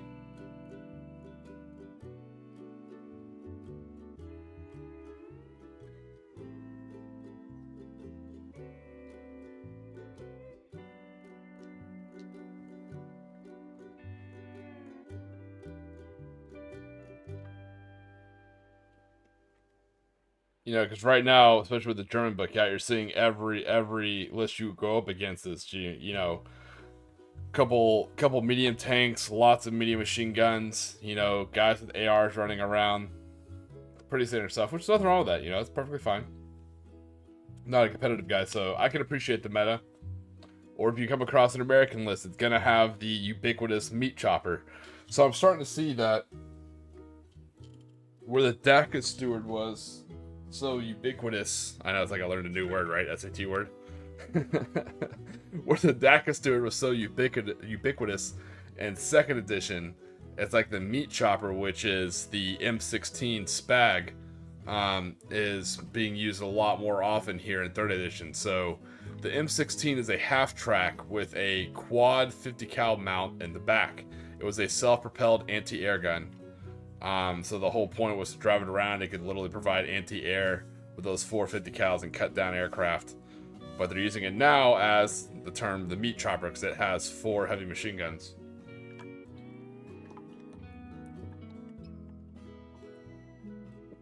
So heavy machine guns in 3rd edition got a lot better, and you got more shots. So that's why you didn't see heavy machine guns used quite as much in 2nd edition. But now in 3rd edition, where vehicle machine guns, vehicle-borne mini machine guns kind of got halved a little bit as far as how many shots they got. Heavy machine guns, even with that, still had more shots than they used to, if that makes sense. So if you have a vehicle that can take a heavy machine gun, it's much more attractive in 3rd edition because it's nowhere near as nerfed as it was. It's nowhere near as nerfed as the vehicles from 2nd edition were. So that's why for the Imperial Japanese, the Type 92 tankette that has that heavy machine gun in the hull is still so damn useful. Versus some of the other, for instance, there was the Vickers armored car. Can't think of the type number off the top of my head, but It's got the little dome on top, very, very characteristic Telltale. So it has twin medium machine guns in that little dome turret on top. In second edition, that thing was great. You'd put out like, what is it, like 10 shots. I think it was phenomenal, right? And third edition, they have your machine gun shots in half. So now you're just getting 6 shots instead of 10. 6 medium machine gun shots. That hurts bad. So it makes units like that nowhere near as viable. Versus with a heavy machine gun, you're still getting 3 shots, you know, but they're 3 heavy machine gun shots, you know, with that +1 pin. It's a little bit more attractive. So that's why I think you're seeing the Americans are kind of swapping out their DACA Stewards, which had a shit ton of medium machine guns, which gave them a lot of shots in second edition. They're chasing the meta and they're putting in meat choppers. Because those M16 give them 4 heavy machine gun shots. Or 4 heavy machine guns. So that's, what is that, like 12 heavy machine gun shots? Yeah, it's absolutely brutal. Thus the name, Meat Chopper.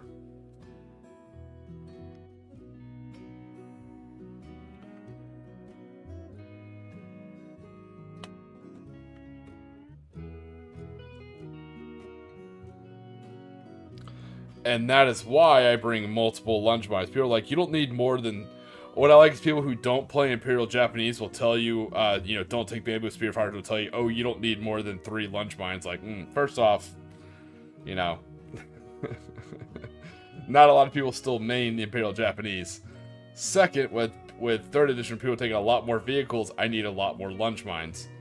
And the best thing is with vehicles like the Meat Chopper, it's nice to send multiple lunge mines after them because they have to spend each turn trying to whittle down and kill, you know, each lunge mine person.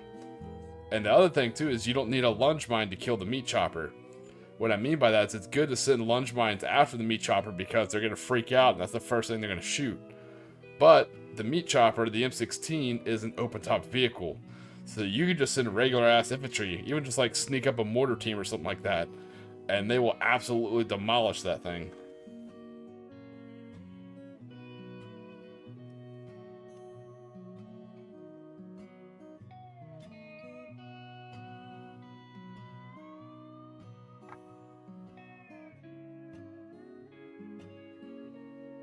So yeah, you send the lunge mines as a meat shield, as an obvious threat for them to waste their shots on. Because they can't split those 12 shots. So exactly, see, Matt Larkin gets it, yeah, you can smoke and choke him. Move in with their knee mortars and smoke the guy and just move in and just drop HE on his ass too because he's open tops. But yeah, you send the lunge mines because he cannot split those 12 heavy machine gun shots. It's a lot of heavy machine gun shots, don't get me wrong. If he puts that into your 15-man rifle team, it's gonna hurt.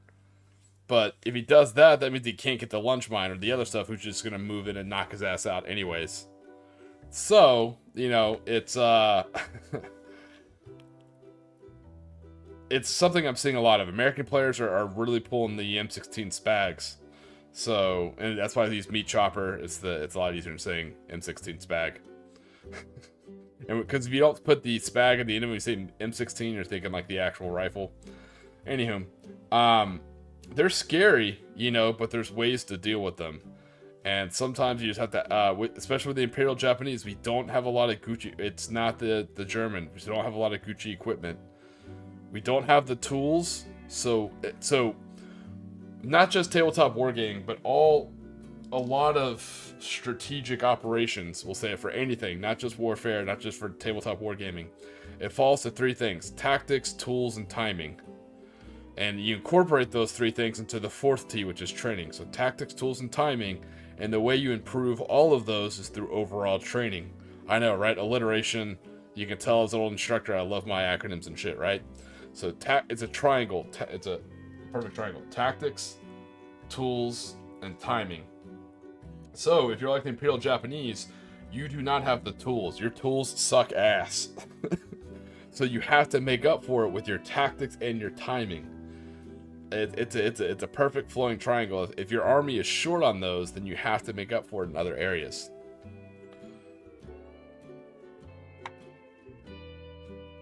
So we don't have heavy tanks. We don't have a lot of good AT. So you have to get clever with what you got.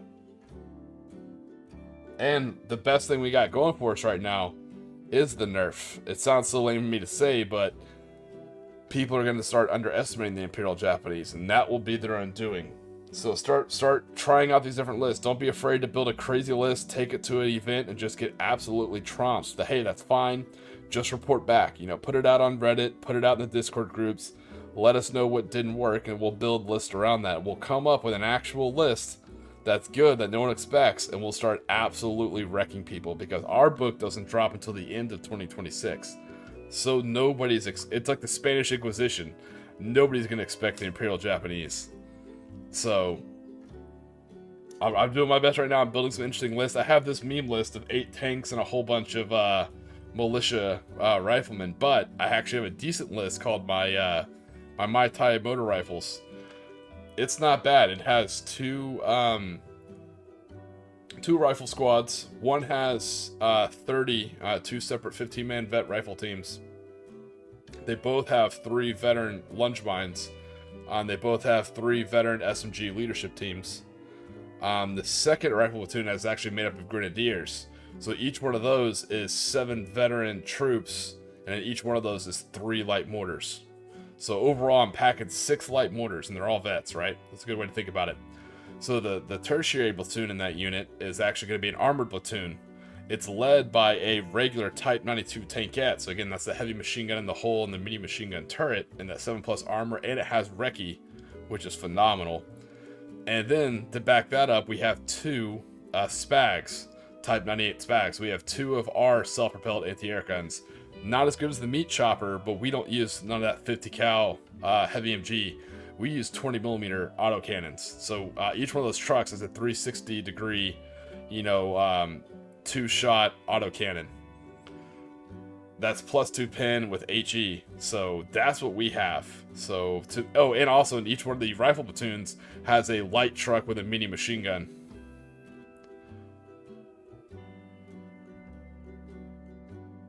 Yeah, Mad Larkin, that's a damn good list. You're not wrong.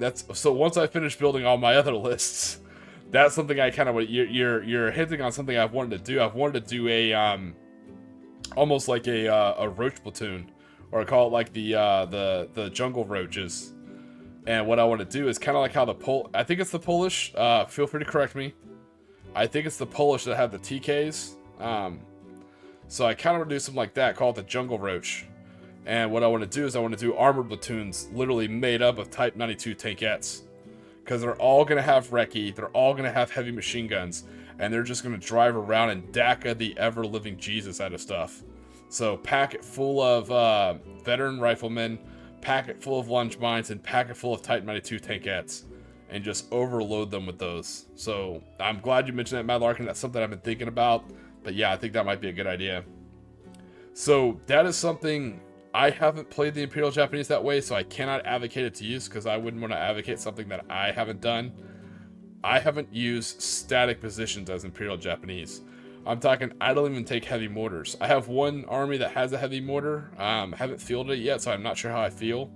But I don't like to take static stuff as the Imperial Japanese. I like to, again, we lack the tools, so I like to pick it up with the tactics and the timing. So I like to stay as high mobility as I possibly can. Keep on the move, keep in the fight.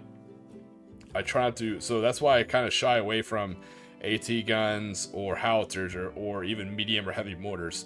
That's why I stick a lot more to light mortars.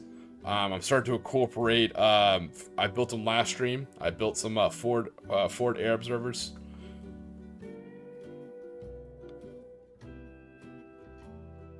Yeah, no, and you might be right. I said, Mad Larkin, you have a good head for tabletop wargaming. I would definitely trust your opinion, even in a game you don't currently play. You have a good mind for this kind of stuff. But with my play style, like I said, I play very GLA style from Command & Conquer General, so I like to stay high mobility. I think there's a way to incorporate that kind of stuff, but I think you have to fully build the army around it, and I think you're going to give up your mobility. But with the motor rifles, that's the other unit I forgot. Each one of the rifle platoons actually comes with a regular light truck with a medium machine gun. So they're still nerfed. Instead of 5 shots, they only get 3 shots. But you put your 3-man veteran leadership team with SMGs and 1 lunge mine in each one of those trucks, and you just run them up the sides of the board.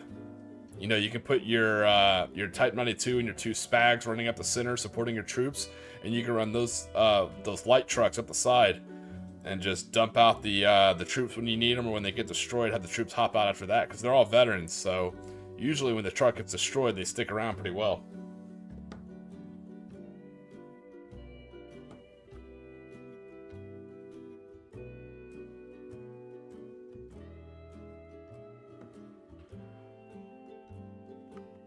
So some of the things we've built so far on Stream, Mad Larkin, we've actually built a tank destroyed marker using electric candle lights. So we built these. We built these to mark our destroyed tanks. And then what we're working on now is we actually got the Wargame Atlantic Aztec box. And what we've been working on is we're actually building our militia riflemen for the Tiki Terrors.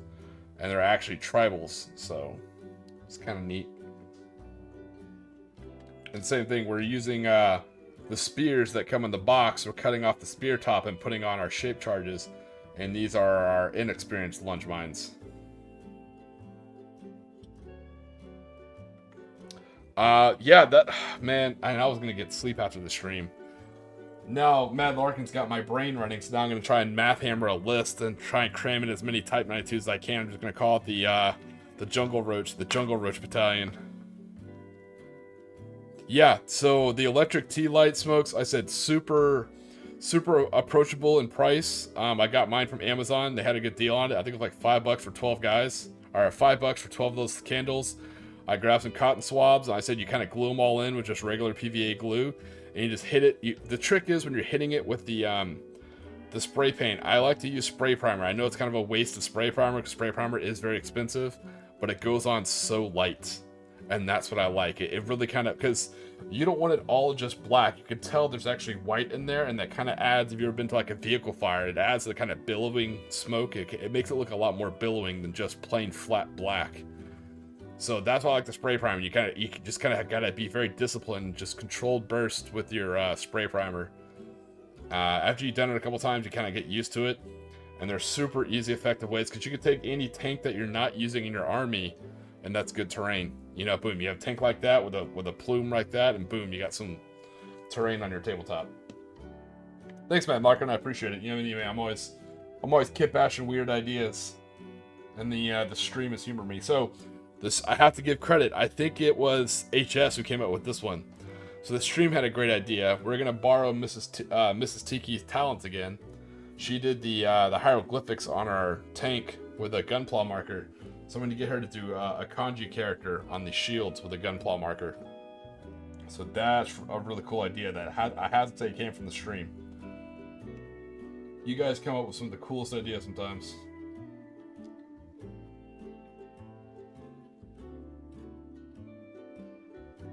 But yeah, I'm excited now, Mad Lark. I'm sitting here thinking in my head about how many Type, because I was just talking about having machine guns and how useful they are. So like, how many Type 92 tankettes can I fit in a list?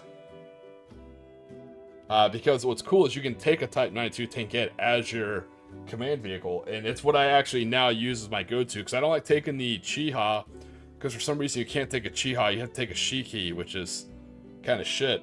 It's just a shittier version of a Chiha, in my opinion. So I'm kind of annoyed about that, so now I just kind of take Type 92s. But if I could just load that bad boy down, so what is that? 5. Yeah, an armored platoon is 5 vehicles, so command vehicles a Type 92, the secondary vehicles a Type 92, then it gives you 3 more slots of Type 92. So yeah, that's 5 Type 92s. That right there, just running around, will cause some serious chaos with some people.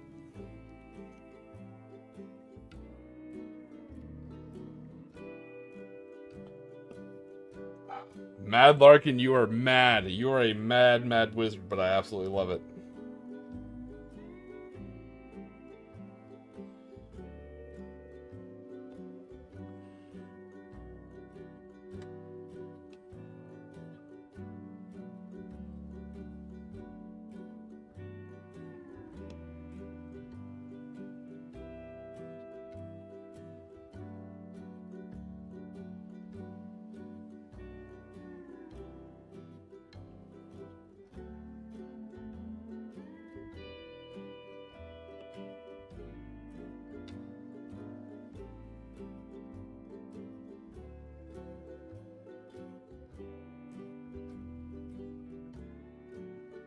All right, just like that. I know there's a lot of chit chat about heavy machine guns, but just like that, we have another. And again, I haven't put them on their bases yet. I have another inexperienced lunge mine. It's kind of funny. So yeah, the shields are going to be brown, and these plumes, instead of doing like featherage, again, these are from an Aztec kit. I'm actually just going to do these in just palm frond. The chat has been insanely useful coming up with ideas on how I want to do stuff. The next body is another full clothed one with like the animal pelt that will paint green. So let me go ahead and do him as a rifleman.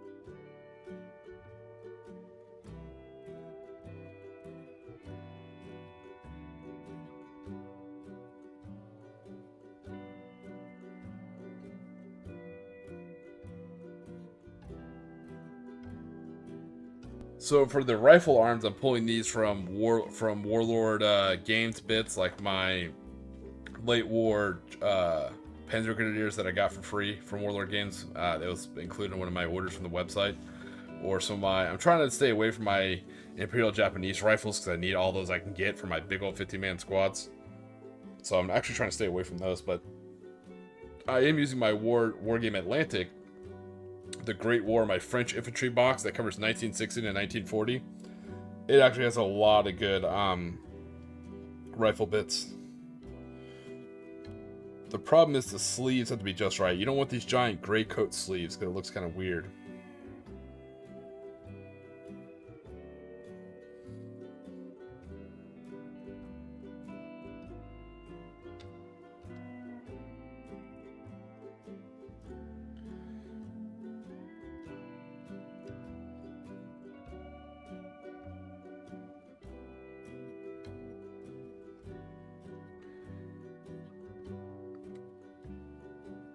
That's why it's kind of slowing me down, trying to find the exact perfect arm to use.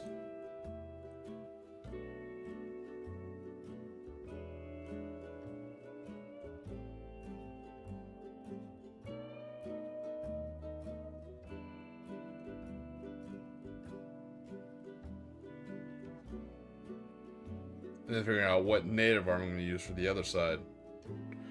So I think that's a left arm, so let me find a good right arm I can use.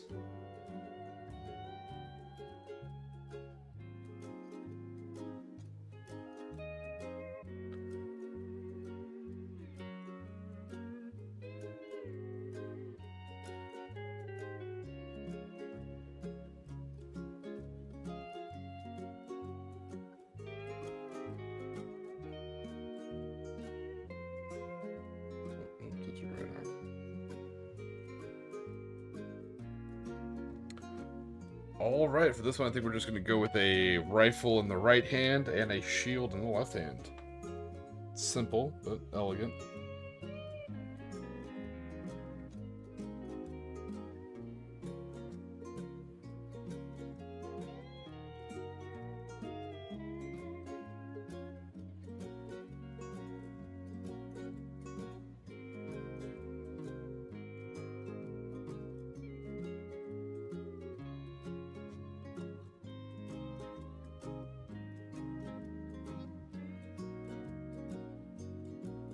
My goal is to try not to do too many of the same pose. I mean, mono pose didn't really bother me in themed armies, but these ones aren't exactly like super themed, so I'm trying to kind of vary these up as best I can.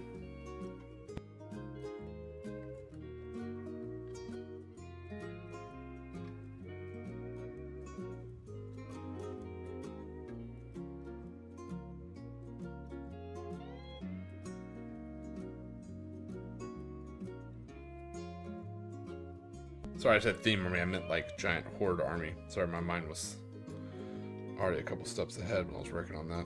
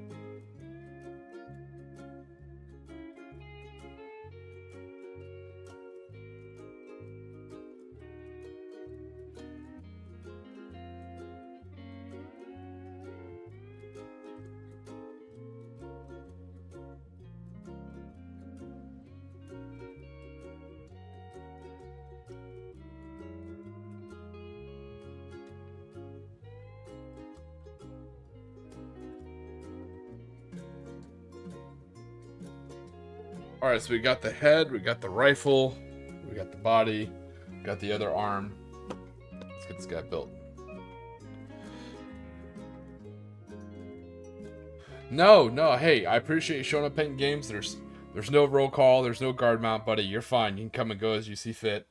It's great to hear that you actually have games, man. I said painting and building is an awesome part of the hobby, don't get me wrong, but there's nothing like a good, gaming session, some actual rolling dice and seeing a human on a tabletop.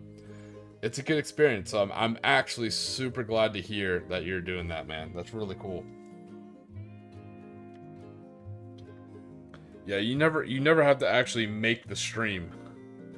You're more than welcome to drop in, swing by, or what have you, but the stream is here for you, buddy. When you're bored or you have time, it'll be here.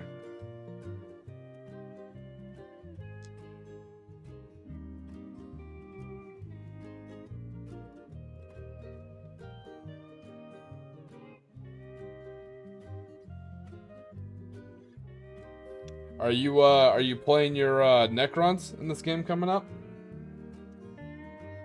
Not gonna lie, I have a soft spot for Necrons and for Kroot. Keep telling myself I don't need a Kroot kill team, but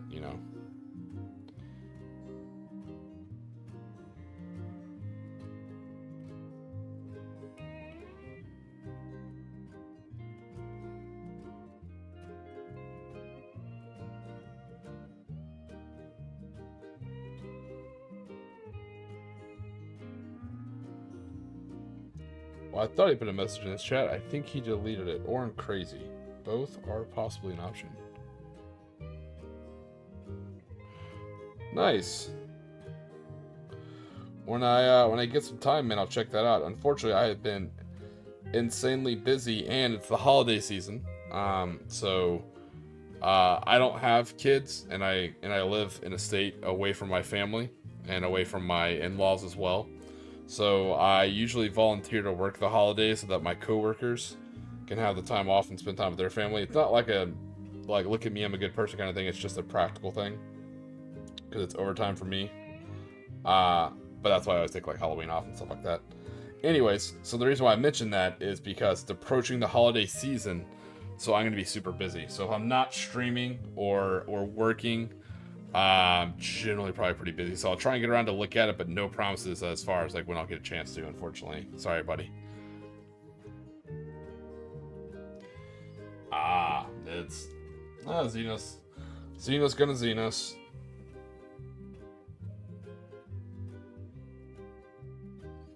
Ooh, actually, speaking of the holiday season, absolutely shameless plug. I will just drop that message in the chat and get back to building. Yeah, I know, Sean. I see that Kroot kill team and I want it. It's like it's like SpongeBob.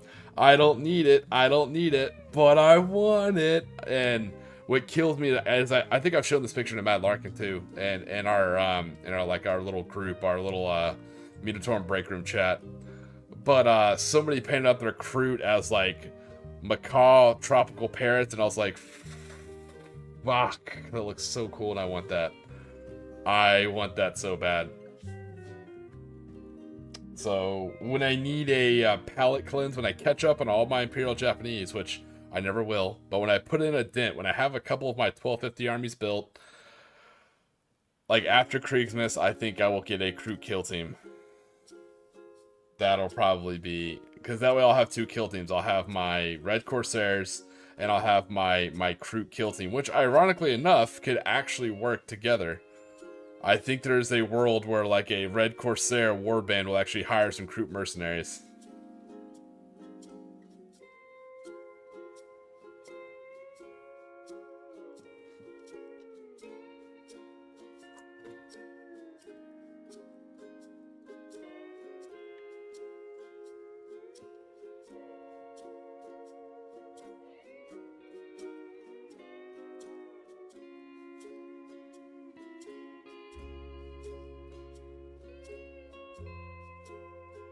Alright, so yeah, the shield have like a thatch side, but I'm not using that side. I think it's the side you're supposed to.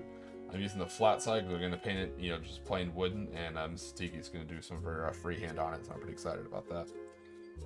Alright. Let's clean up the main body and get this rifleman glued. So one of the other hobby things we'll do, we kind of talked about this. Forgive my lack of knowledge. I mean, no disrespect, but as you can tell, this is an Aztec box. So they come with the very traditional Aztec, we'll call it Aztec War Club to be pedantic, I guess, because I'm not going to say the actual term and mispronounce it. But these were generally made out of wood, and those parts on the outside, those teeth of the blade, were actually made of onyx. You know, volcanic onyx, super sharp, slice your skin like razor scalpels, right? So to make it more tiki themed, what I'm going to do is I'm actually going to file those teeth down on this weapon, or I'm going to file those blades down to actual more pointed like teeth. And what they're going to be is I'm going to paint them white, and those are going to be my shark teeth. So it'll be more like a Hawaiian war club that actually had shark teeth on the side of it.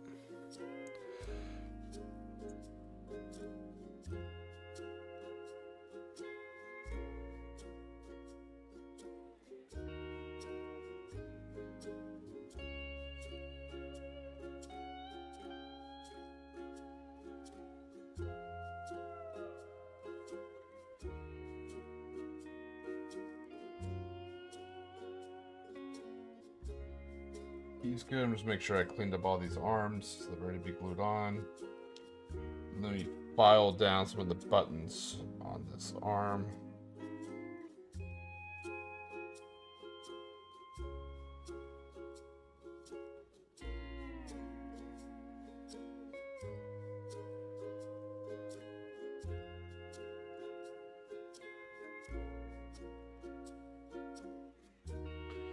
All right.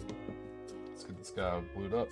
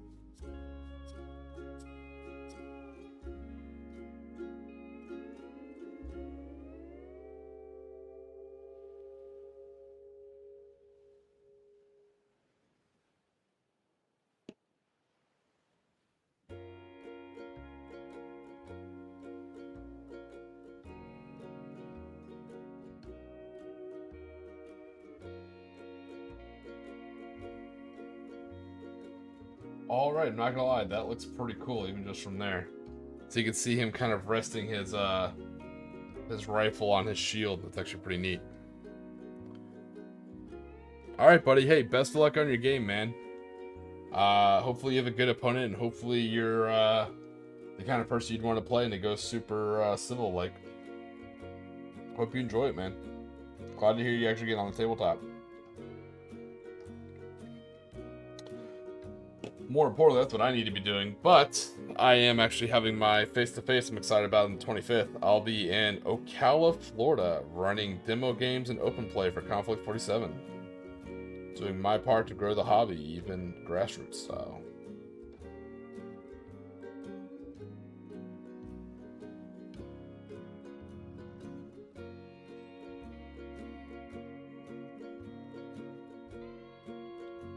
So if you happen to be near Horse Country, Florida, and you desperately want to kill some zombies with a tank, let me know.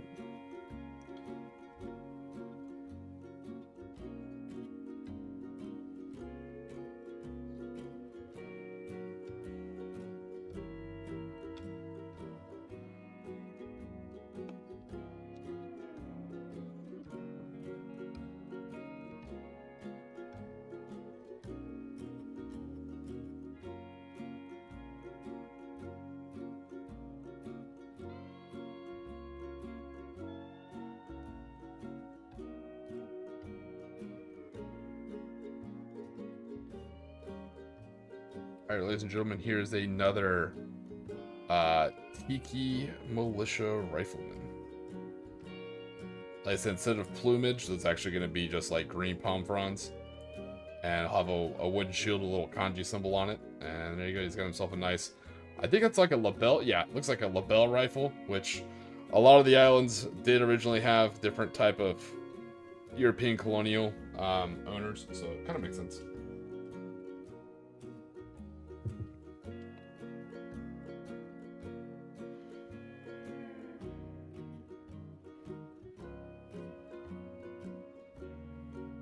See if we can help that camera adjust better. There we go.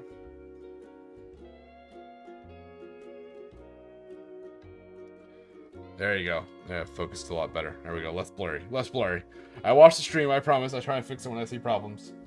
I'm learning how to do this, I promise. Oh, sweet Jesus. Alright, so with just one sprue of Aztec, they came with 6 fighters. We used all 6. So we actually have 3 riflemen, including one with a mohawk and a drum, which is pretty damn cool. He's got like a Car 98 on his back.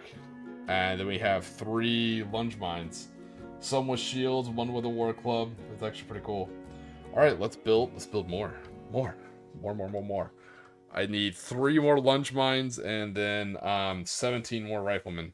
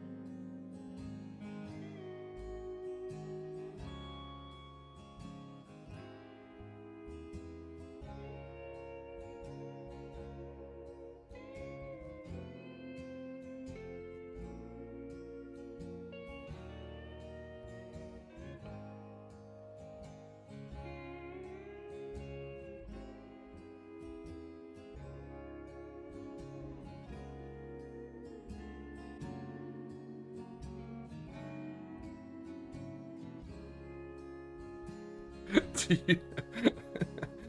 you not have kids because you hate them? What a hilarious question. I guess, yeah. It's just never anything I wanted.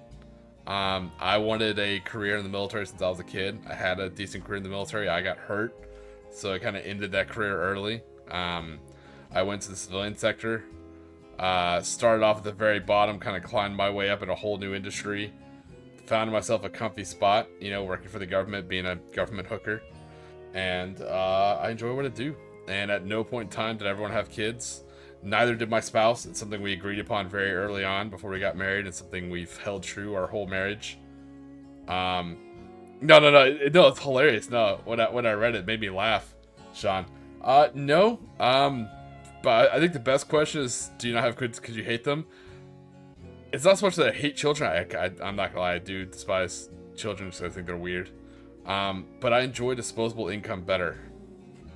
I feel like I'd rather have money, Not saying you can't have both. I just,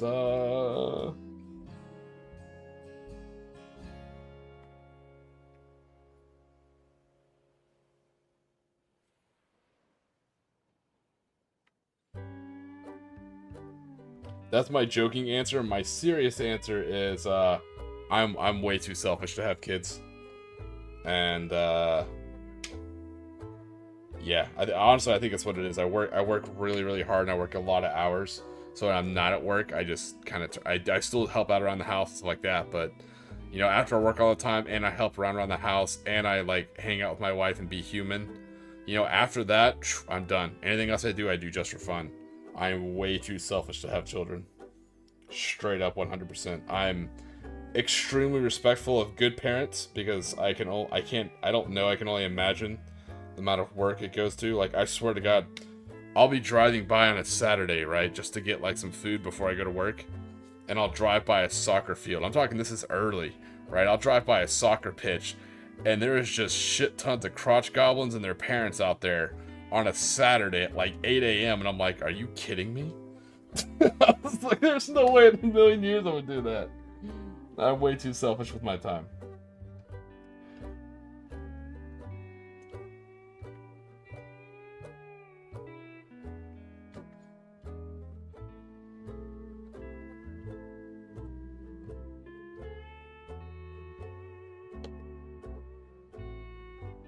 It's funny you mentioned old people too. I don't beat up on them like MG does at tournaments.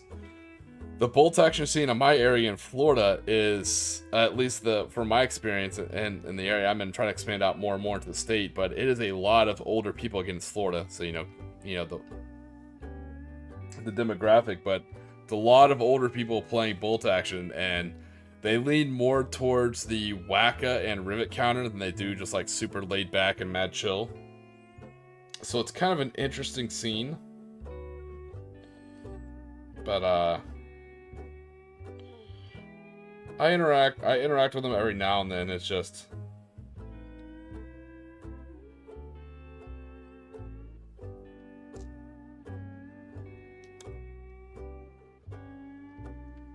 I prefer like I guess like a middle-aged or younger style audience of just like kind of super laid back and fun, but it's kind of hard to find, so you're just gonna kind of cultivate it yourself.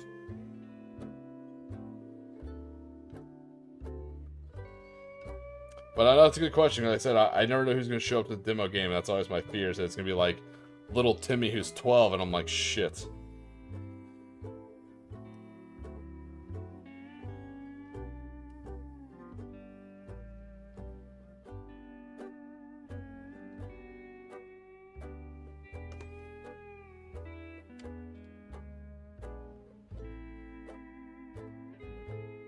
Old people are my peer group. I like to think I'm old. Maybe not years. I think it's more like mileage than years, you know? But I think that's probably just something people my age say. But,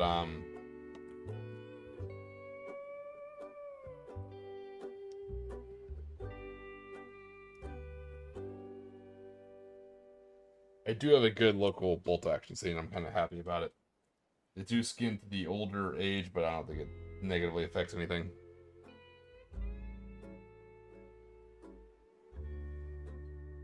But I think that's just historical wargaming. It's what everyone always says. Like, usually 40K is the first thing that kind of grabs you, you know?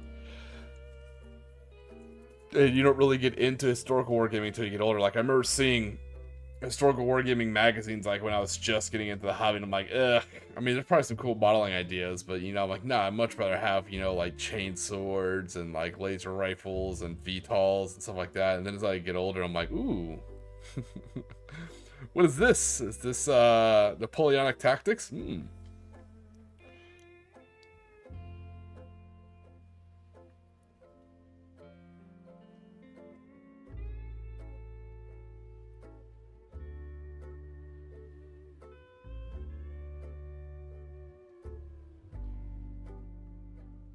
A little pike and shot, little War of the Roses, huh?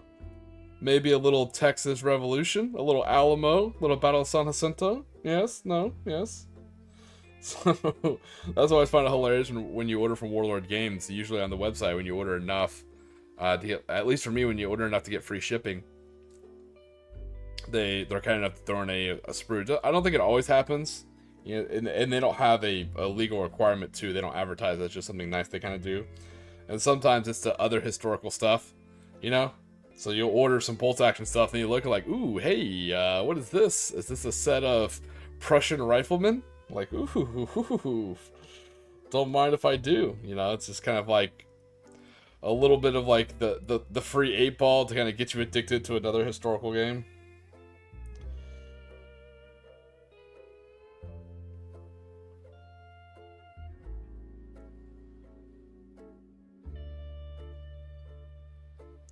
I was lucky enough, and I always want to give a shout out to him. I was lucky enough from Warlord Games where both my orders that I did from the website, and again, they were big enough that I got free shipping here to the States. Both of those orders came with a free sprue, and each time that sprue was bolt action, World War II, late war Panzer Grenadiers. And I cannot thank Warlord Games enough how awesome that is. Because I might actually get a box now. Not that I'll build Germans, but the bits on that sprue are absolutely phenomenal. All types of SMGs, Stig 44s, Panzer Shreks, Panzerfaust, no Panzer Shreks, just Panzerfaust. You know, MG 42s, MG 34s, ammo belts, all sorts of just badass stuff.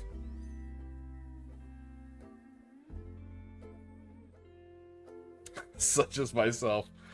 Listen here. Not as young as you think I am, alright? I may not have been old enough to be like old school Desert Storm, but I'm still GWAT, still the early years of GWAT, alright? I'm not that young. I just still have morale and humor. I think that's what it is. I think that betrays my age. Yeah, and that's the one thing so it's one thing I'm planning on. I've already talked to Mrs. Tiki. We're already kind of putting it in the books because we like to plan our vacations super far in advance. And I've already talked to some of my friends, or quote unquote friends, some of my internet contacts in the UK. So with the scheduled release of the Armies of the Imperial Japanese book for 3rd edition bolt action, it's set to be late 2026. So Mrs. Tiki and I are probably going to go visit Warlord Games for the release of that book. You know, they just released the German thing. They didn't really do like a big party for it or anything like that, but I want to go visit Warlord Games because I like to meet some of these people, shake hands, you know, shake some babies, kiss some hands, and kind of find out what's going on and see the store for myself. And I figured what better day to do it than I'm deciding between either the drop of the armies of Empire Japan in late 2026 or when they release Conflict 47, depending on which one they're going to do. I am much more of a Conflict 47 player than I am bolt action, but I feel like no one really plays Imperial Japanese and bolt action, especially not anymore with 3rd edition. So I'm trying to be a vocal supporter of the Imperial Japanese for bolt action. Oof. Let me finish that sentence before it gets clipped and used against me. I don't want to face a inappropriately monetized video in the middle of winter. That would be awkward for everybody.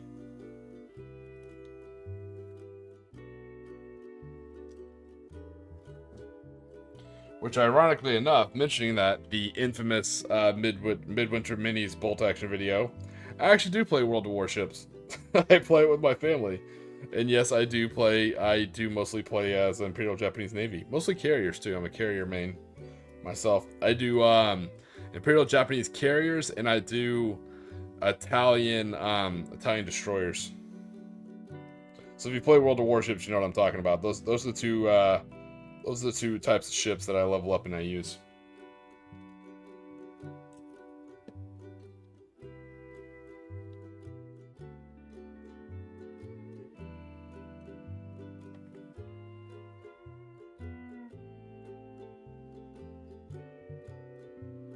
Yeah, I think there's nothing wrong with yeah, right? my social credit score is just going down and down. Oh jeez.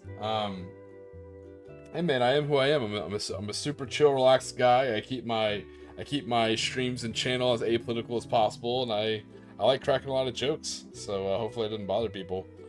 But yeah, if you ask me my opinion, I'll let you know. No big deal.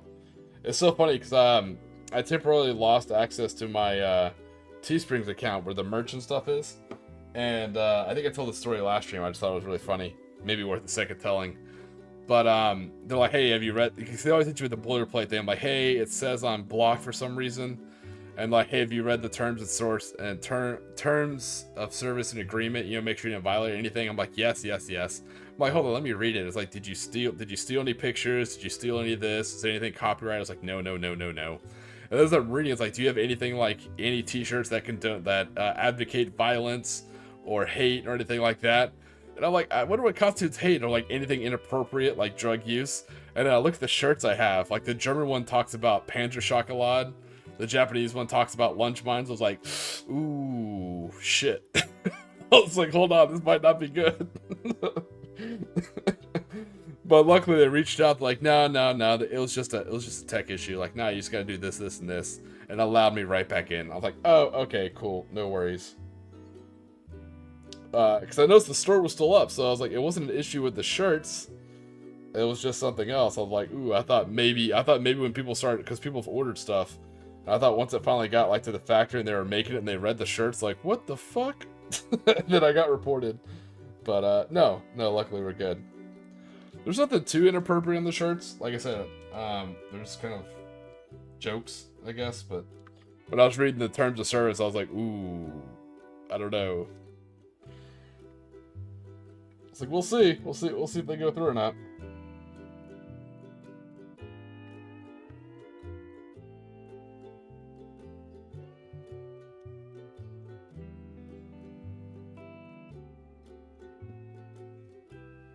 That's when they ask the question, like, have you violated terms of service? I'm like, maybe. Depends how spicy you're feeling.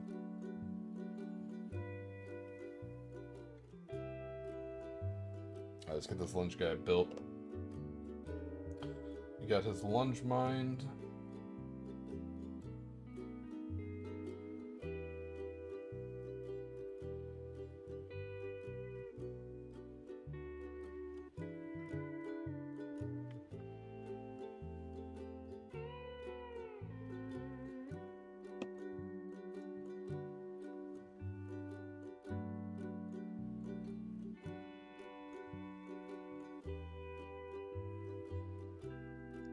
So I am in talks right now, depending how well this demo and open table thing goes at the store I'm running.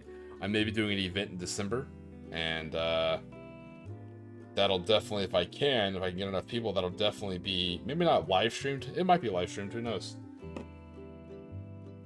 It'll definitely be covered and talked about on the channel.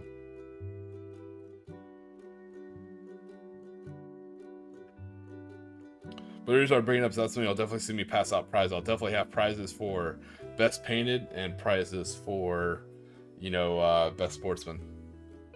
Because it'll be an event, it's not really a competition, so there really is no, like, first place.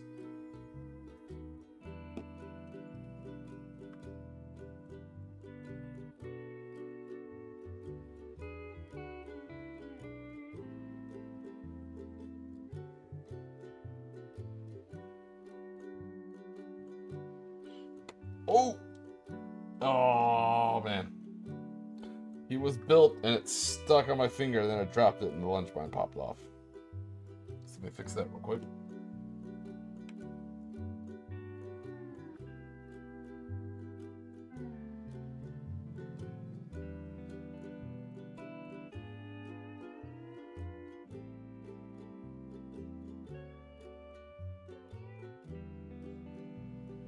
Alright, here's another lunge mine. Shield and lunge mine. Nice. I like the shields, especially for the lunge mine guys, because they're going to paint the bottom part green for like palm fronds. They kind of blend in. And like I like having the little kanji tool, probably for something like Brave. Something very trite, you know, but something like, hey, yeah, this will get you closer to the enemy. It'll make you bulletproof. You'll be fine. Now, let's just put this magical symbol on your shield and give you this magic spear. You'll be totally okay. Yeah, go ahead and charge that DACA steward.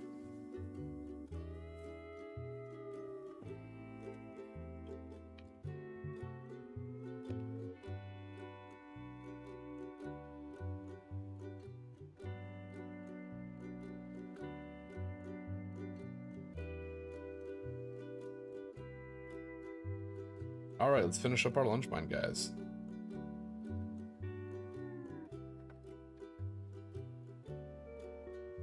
Thanks. Yeah, I'm hoping, like I said, I'm trying to foster a better community, and I really kind of want to blur the lines between bolt action and Conflict 47. So, like I said, if I don't get a lot of people showing up for the Conflict 47 demo and open play, hey, that's totally okay. But if I throw a bolt action event, you know, then after that, or towards the end of that event, I can also run, you know, some Conflict 47 games and try and steal some people away.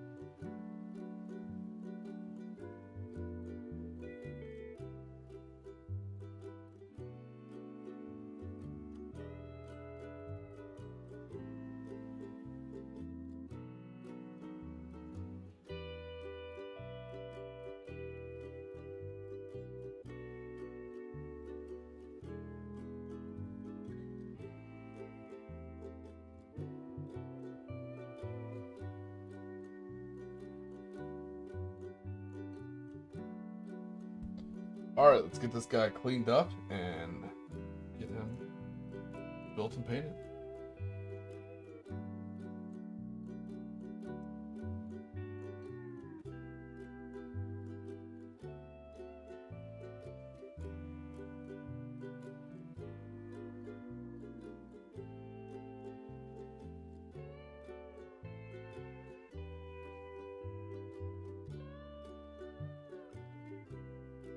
So this will definitely be kind of cool. This is probably the first ever, maybe not, I can't say that's a big world, probably the first Aztec units used for like native riflemen. So it's kind of neat. I want to say North Star figures, I think their pulp line has some like Maori stuff. Oh, that's actually a good example. For those of you who are doing like a UK force and you want like, maybe not Gurkhas, oh god, don't even start on Gurkhas. They nerfed the hell out of the Imperial Japanese, but Gurkhas, yeah, they're fine. Totally fine. Yeah, let's keep them exactly the same, right? Jesus. Anywho, getting off my bitch box. It's kind of like a soapbox except just wine. But if you want to do like more traditional like Maori style fighters, you know, with like hakas and stuff like that, I think you can use this kit and a couple other kits and really kind of zero in on that and get a good feel for it, you know, especially with like these war clubs and stuff. Oh yeah. Matter of fact, I want to say the Frostgrave Atlantic, Frostgrave Ghost Arpelago Tribal Box. All right, so that's a really long title.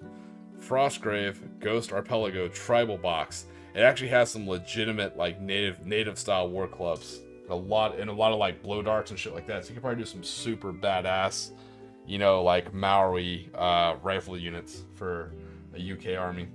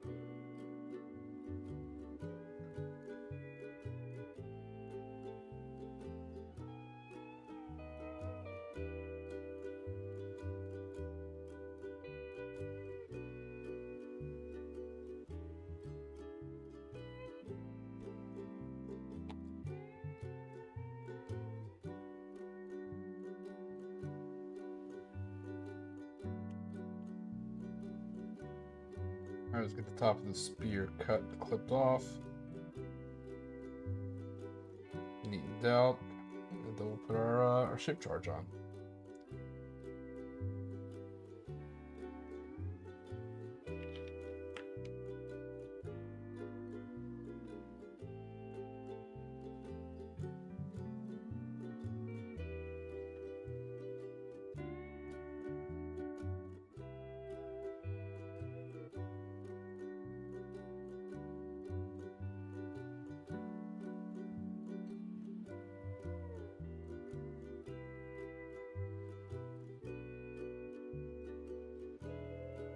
Nice.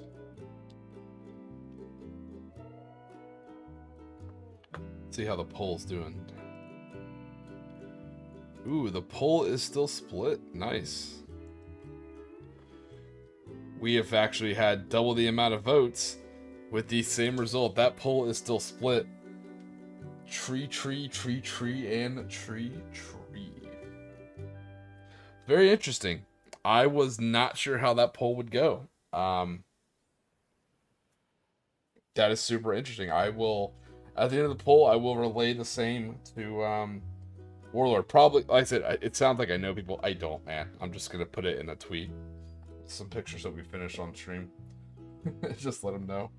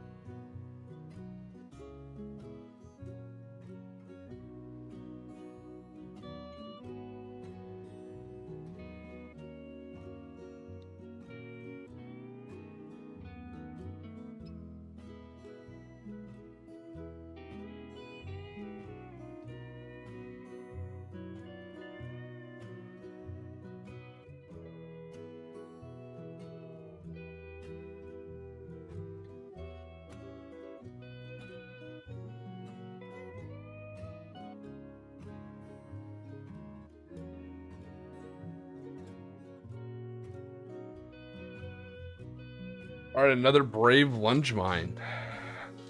He also the club, just in case.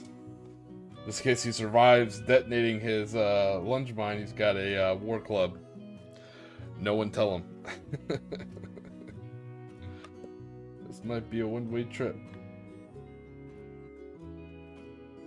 Alright, let's build out a last lunge mine guy.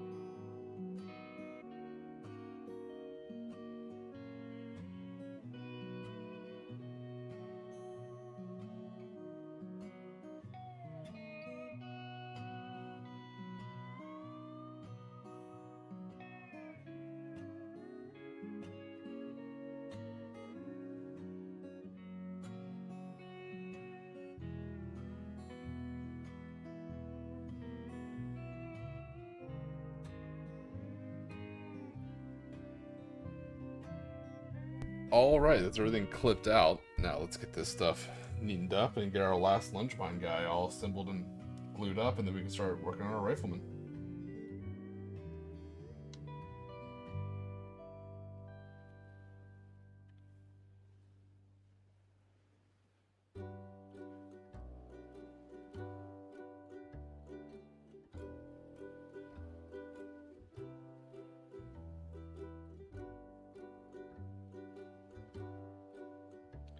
So yeah, this army has 20 militia and experienced riflemen,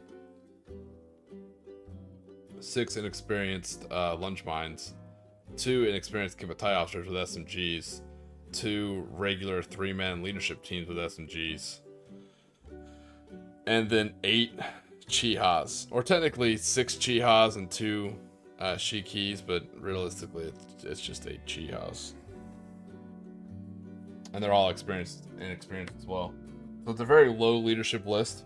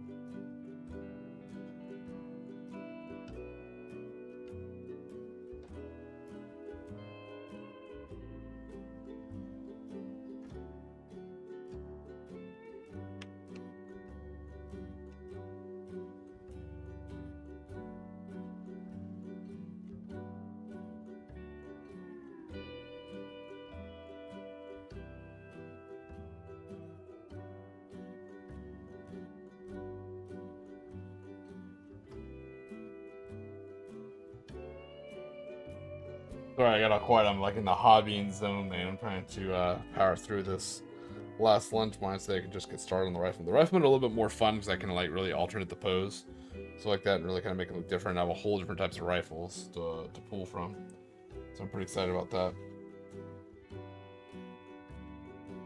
I know I definitely have to make 3 more drummers, and then need rifles that are like kind of slung over their shoulders.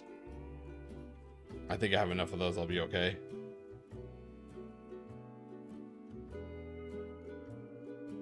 We'll see.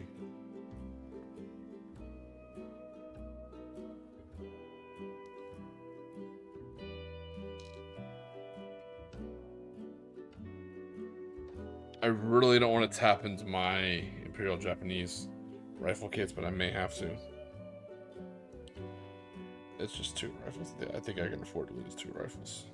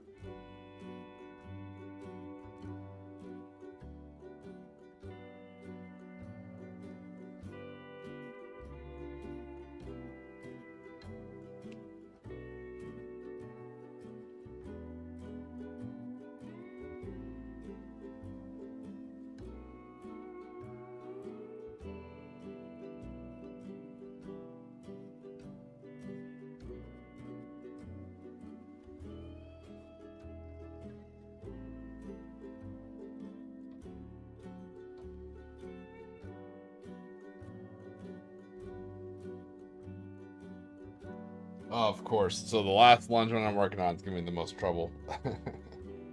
Isn't that how it goes? The other 5 are perfectly fine. This last one's giving me a little bit of issue. It's alright, let me roughen up that surface a little bit so the glue sticks. Yeah, that's about right. Overall, I think this will be a fun list to run. I'll definitely catch people off guard. It'll be super easy to feed. Everything's inexperienced. So 8 medium tanks. I say medium. They're medium to the Imperial Japanese, like everybody else. They sound fearsome, but they're not that scary, especially as an experience.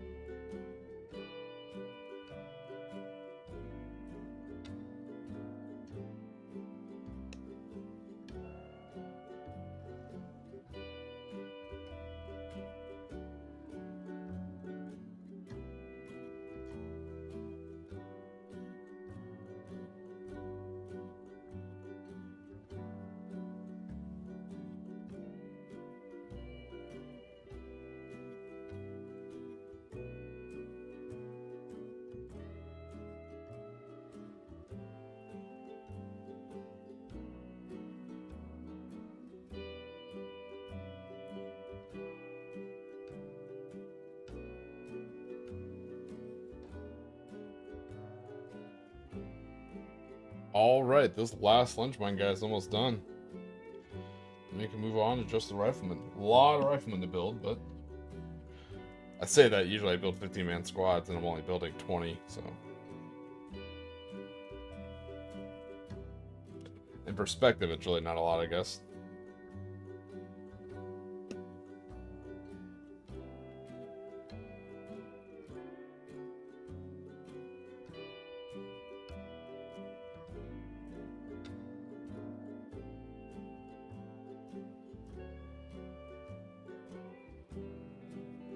there is our last inexperienced lunge mine. Shield and lunge mine. Nice. Super nice. Let me get my kits together. So I'll start popping out some rifles, and we'll start popping out some riflemen.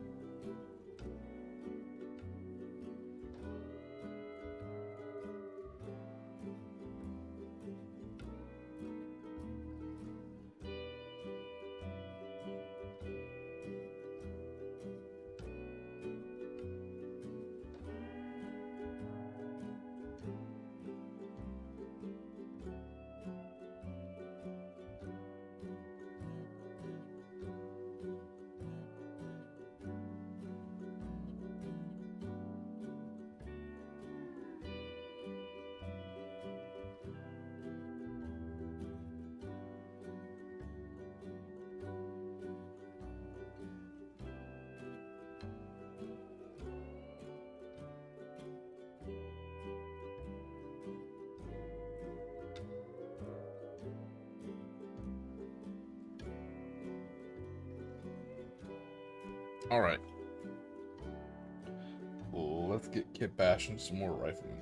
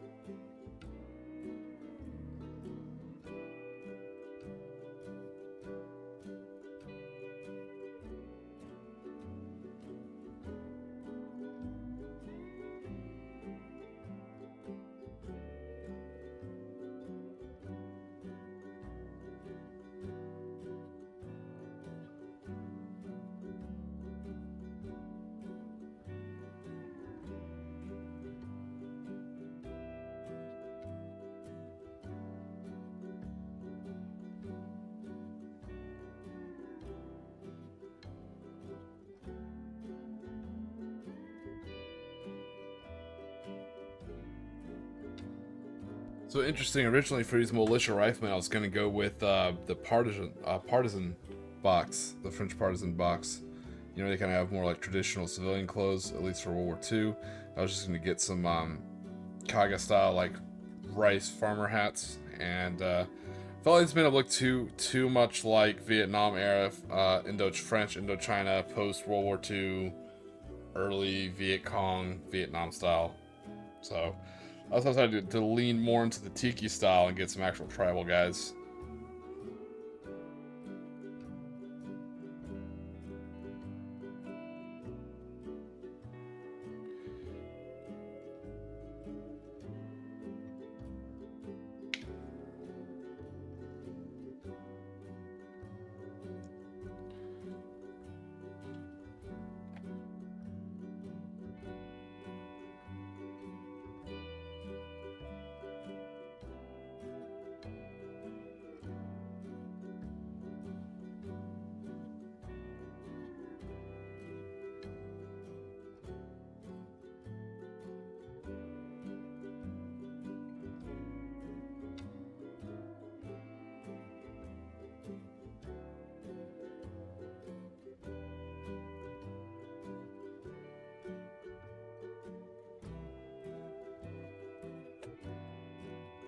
Alright, here's all the bits we need to build another rifleman. So let's get him all cleaned up from the snipping and get him built.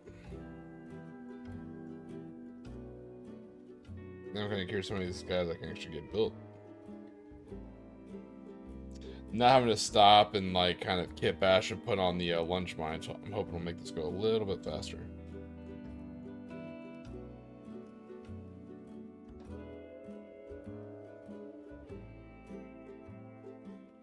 So like I said, their skin's going to be kind of tan. I'm going to do a tan skin.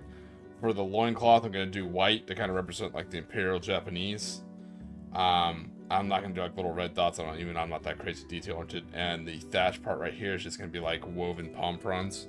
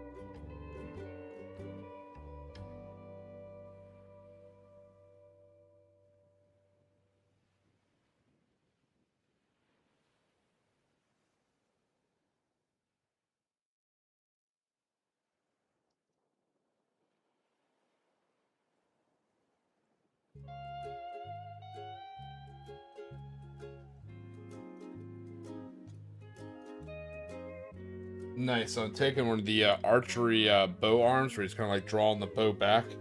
I think it's also used for the atlatl too. And I think I'm able to manipulate that arm to go into a shoulder arms style configuration.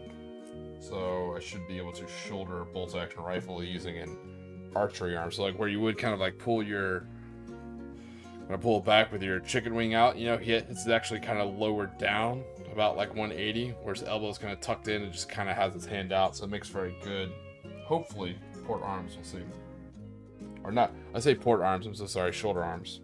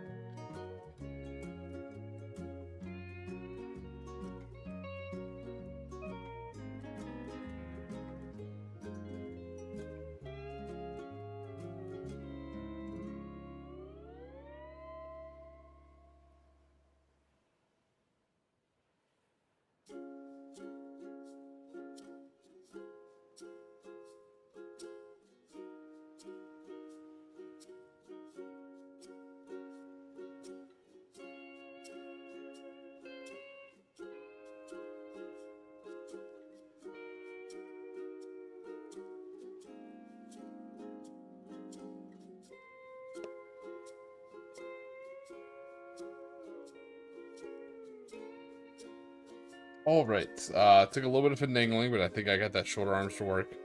Looks a little wonky if you look real close, but from far away it should be all right. Again, these guys are inexperienced, so that's why they're walking around with their rifles all held in weird angles and all sorts of crazy stuff like that.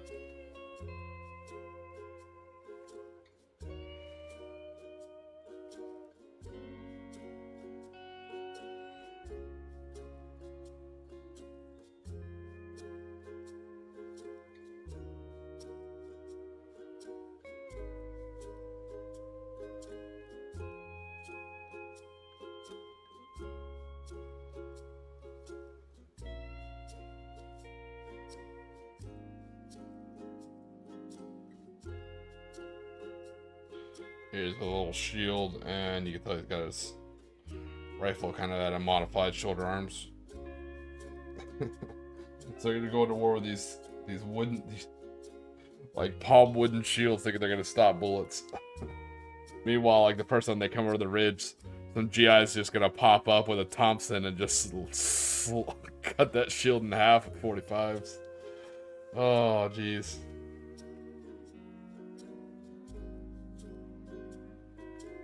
And that's actually one 5-man militia rifle team done.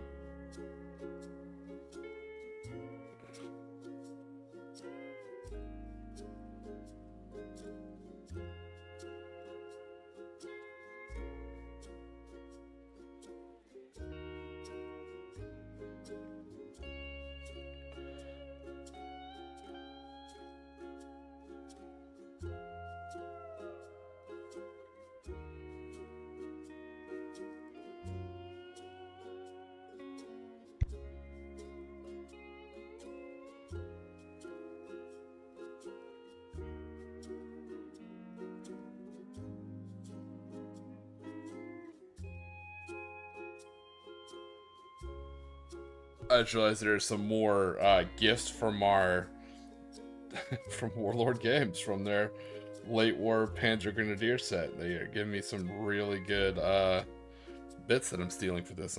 So it gives me more variation of my troops. I'm pretty excited about that.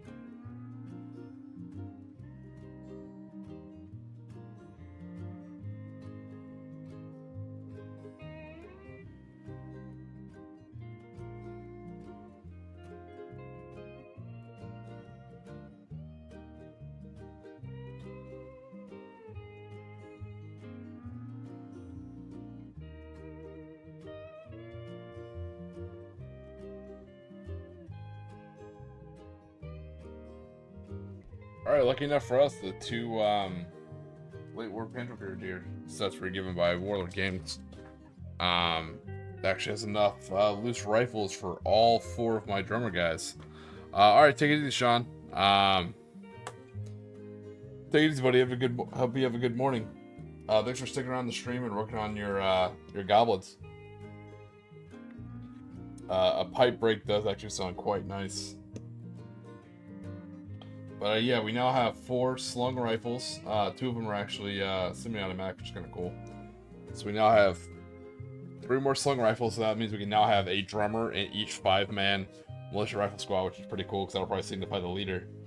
And then we got 4 extra arms right there, and between that and some of the other stuff, we should have plenty of arms for everybody else. Actually works out quite nice.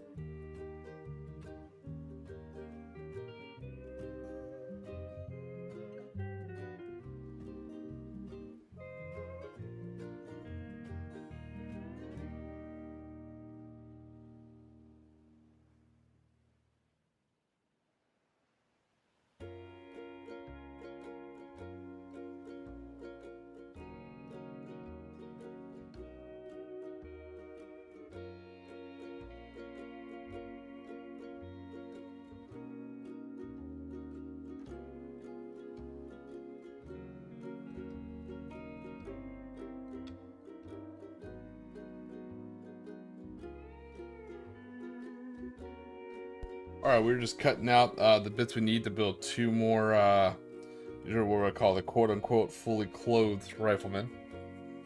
We actually have some good German arms to use for that. Like I said, I like using the fully clothed ones for the riflemen because a lot of the rifle bits I have with arms holding rifles have sleeves on them. So it kind of works well with these fully clothed guys.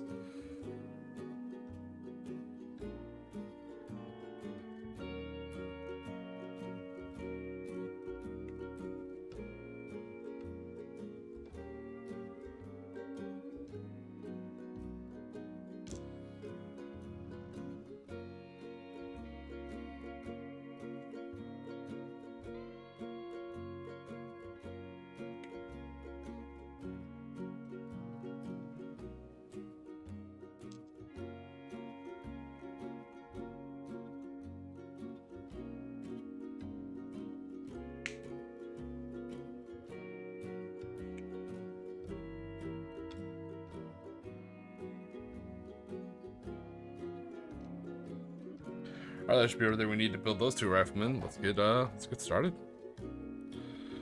We are just chopping away at these guys.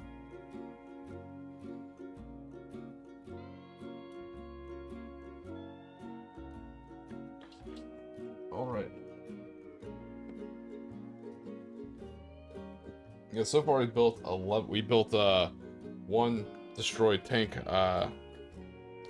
piece of decor symbol, and we've built 11 troops. So let's see how many we can get done.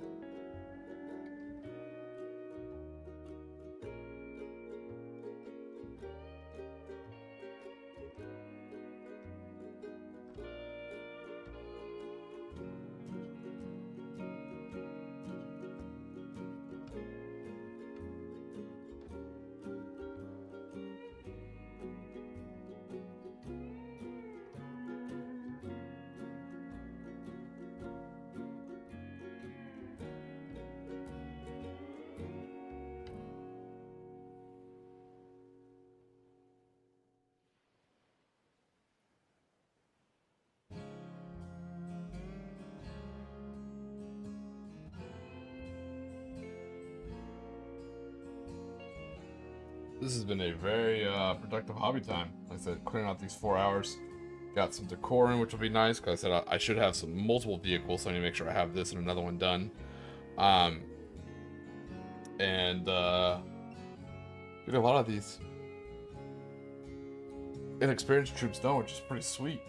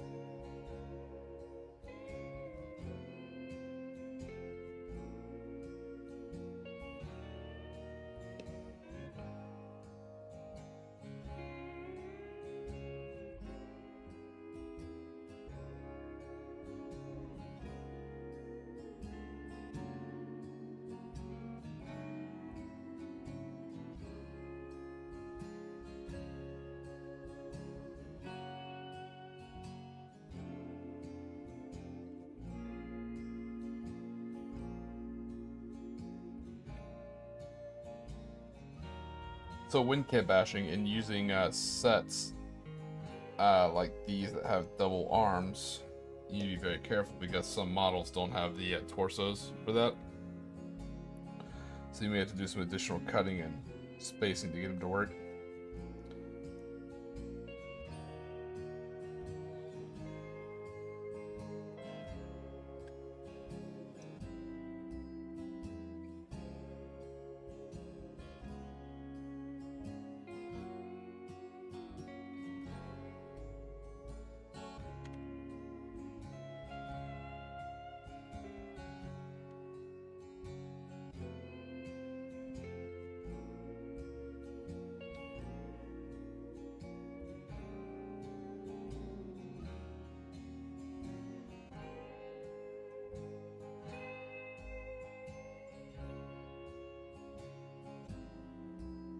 Fortunately, the other one that popped off my model flew right into my my dog's bed.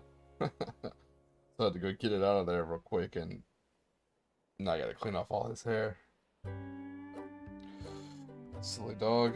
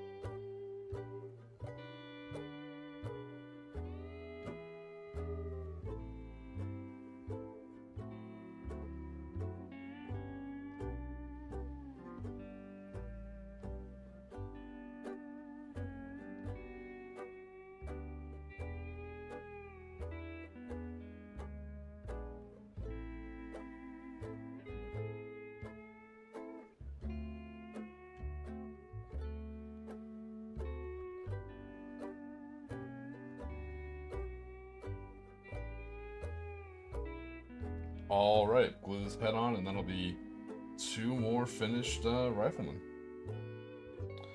That's going pretty quick. As far as kit bash, it's probably one of the easier things done. Like I said, I just did a lot of the planning in my head ahead of time, looking at the sprues, looking at what I had. Some things were happy accidents, you know, double checking these sprues, forgetting I had certain bits. Like I forgot I had these arms. These arms are actually working pretty well for me.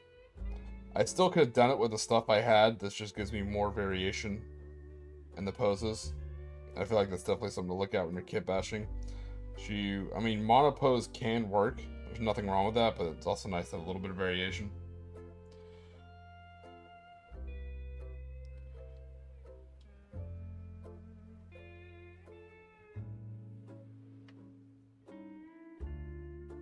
So like I said, because he already has that kind of cloth, not only the cloth, but that fursuit on, he can kind of have these arms.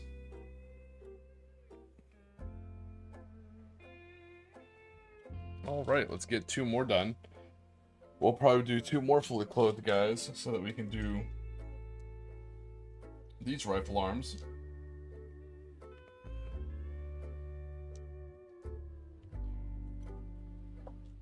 And then we'll probably do some drummer guys.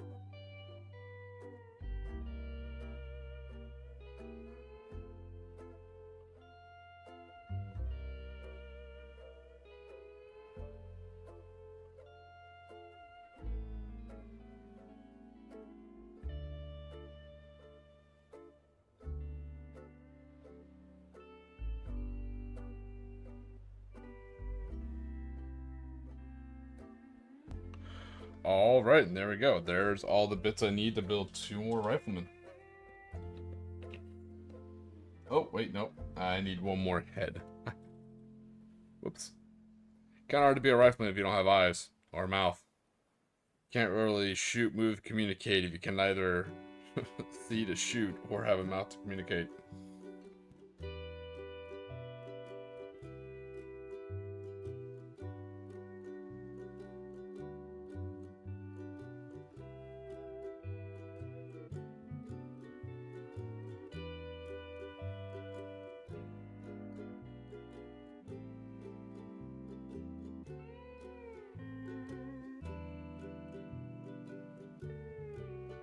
Alright, there we go. And I think I have some more heads in my native box that I want to pull out, because I think they'll look kind of cool, because they have like kind of grass in the back, so I'm probably going to pull some of those next. Because I have 1, 2, 3, 4, 5, 6, 7, 8, 9. I'm almost halfway through the amount of riflemen I need, so yeah, I think I'll definitely have to do that. Again, when you're kit bashing, there's nothing wrong with using what you have and getting it accomplished, but if you can add in some variants, you know, just kind of makes it look that much better. In my opinion, anyways. Alright, so let's clean these guys up. Get these rifle arms on, get these heads on, and then we'll just have 11 guys left to build.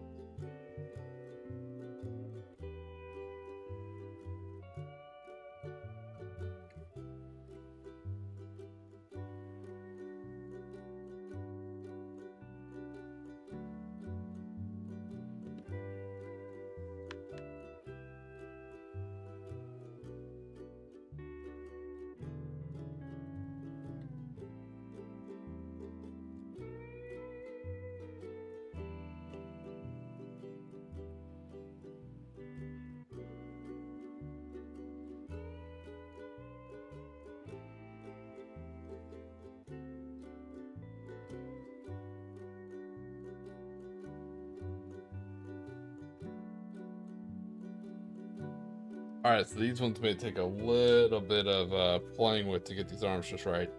I may have to cut some plastic away to get them to fit.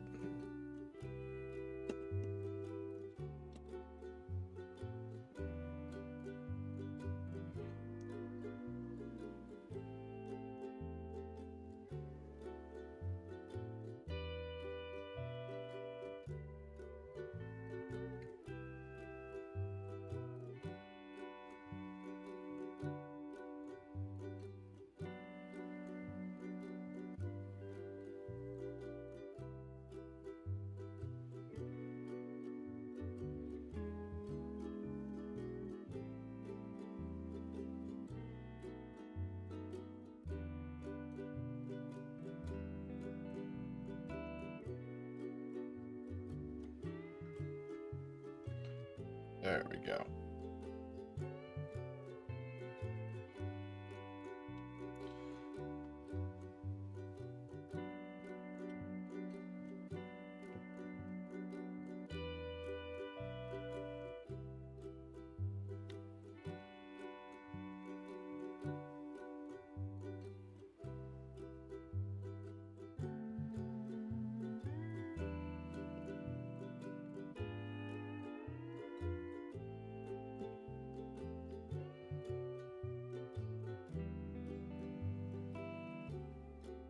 Hey, what's going on, Francois? We built a we used an electric candle to do a destroy tank thing. Here, I'll show you what that looks like. You haven't seen one of these. It's actually kind of cool. I think a lot of people have these, so it's nothing too special. But we built one of these out of a electric tea light and spray paint and some cotton balls. You know, so that'll show our destroyed tank. And while I've been working on that, we've also been using a Wargame Atlantic's Aztec box to build my militia for my army that has a lot of militia and inexperienced lunge mines. So these 6 guys over here are my inexperienced lunge mines, and then these guys over here are my inexperienced militia riflemen. Oh, nice! Trying to make a vid for them. Nice. Are you working as like one of his editors now? Because that's pretty cool.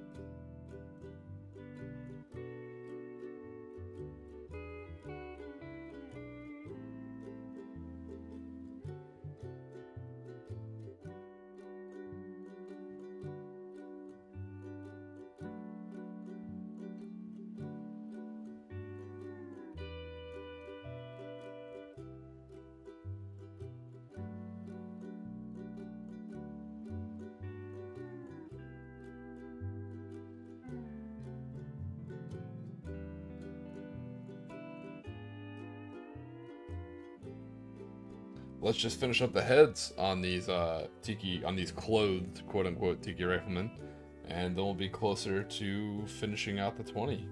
Next up, we'll probably be building our 4 drummers, and they'll probably be acting not really as like the leaders, but like, you know, I want one each of the 5-man militia teams.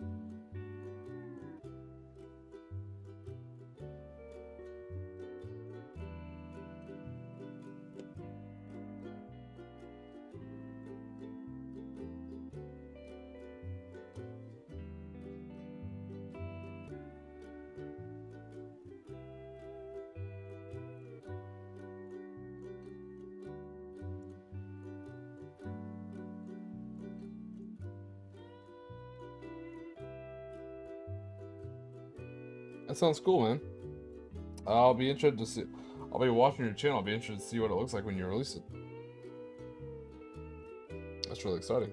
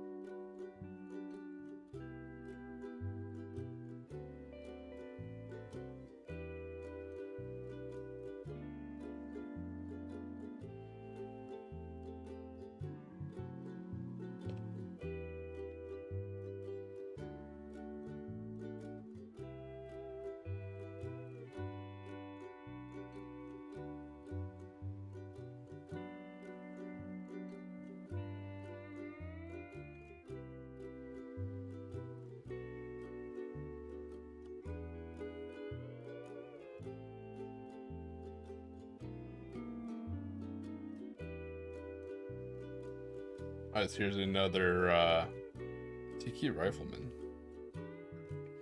I said those won't be plumes. We'll actually paint those as like just green grass. It's tough, so that'd be pretty cool.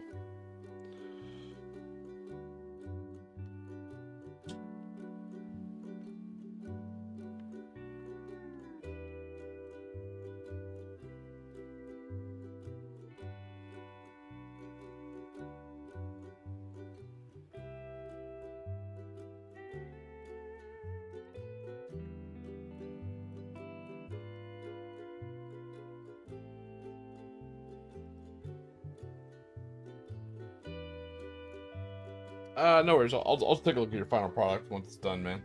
I'm in no rush. I gotta trying to make good use of my hobby time in this stream to kind of finish up as many of these riflemen as I can. I got a lot of overtime to work.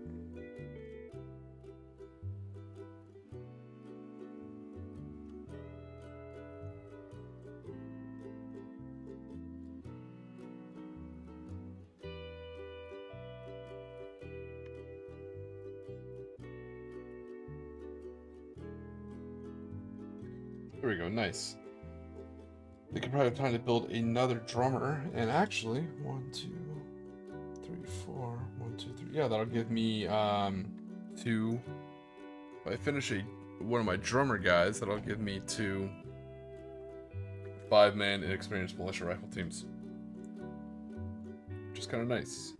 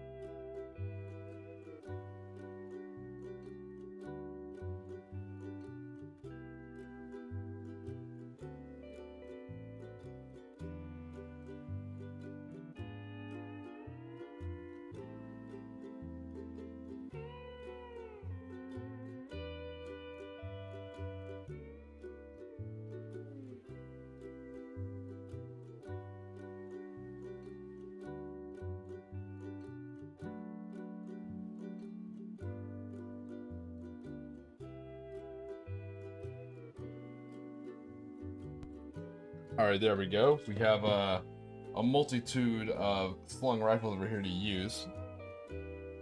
For this guy, so we're doing another drummer. Kind of space this guy out so you can see it a little better.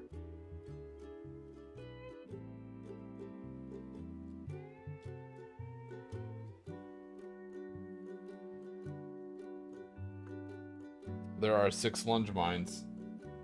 Then over here,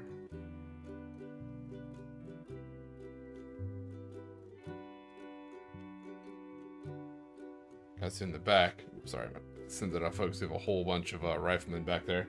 So we're gonna build another guy, kind of like this one in the back, where he's gonna have a mohawk, a slung rifle, and drums. So get him neatened up. Thanks. Yeah, like I said, when you turn the T, you can also turn the key light, the electronic tea light candle part on too, and it looks pretty neat. Yeah, super easy to make. Approachable supplies that are easy to find, pretty priced reasonably, and it's a great way to kind of spice up your game and make it look pretty cool. Like I said, and the cool thing is it's agnostic. It works for Warhammer 40k, bolt action. I mean, you can use it for anything.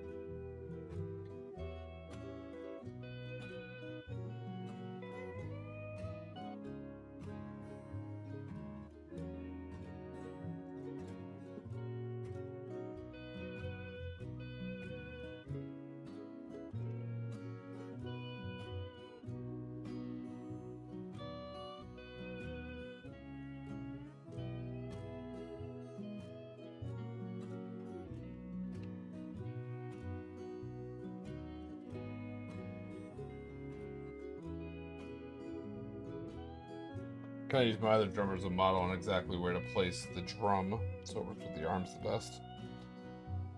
Measured it once, so I figured I might as well just use the model I already kind of have built.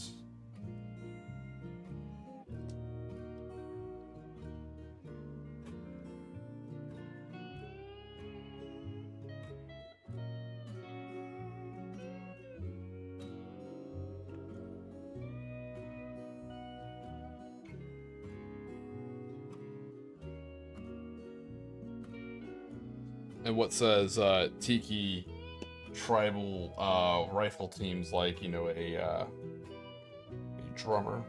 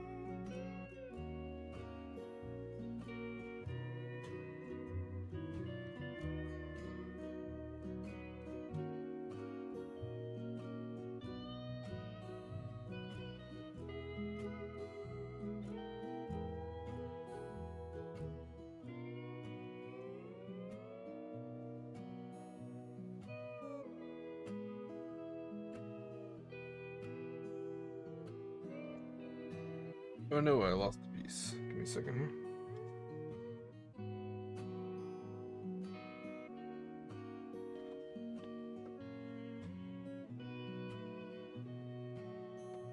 That is a temporary slowdown. Let me cut out another head real quick. Dropped it and the head went flying so suddenly. Luckily I have plenty of heads to choose from. But I will have to cut out another head.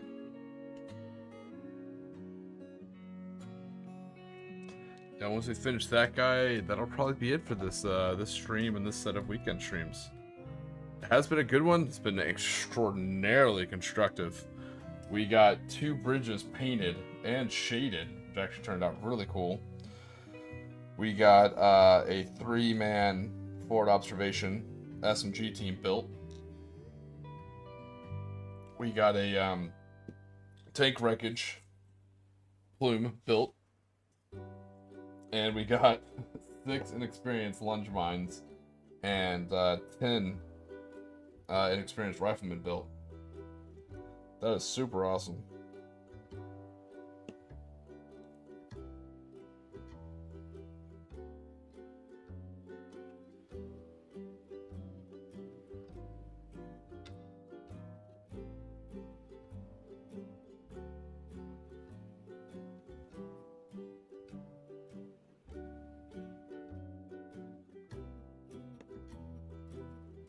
Let me not drop this guy this time.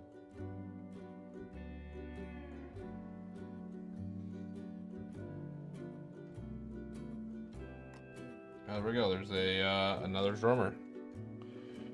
Like I said, I'll have to double check. I'm pretty sure my inexperienced militia teams don't have NCOs, but if they do, if they have leaders, it'll just be these little tribal drummers. They have their rifles slung on their backs.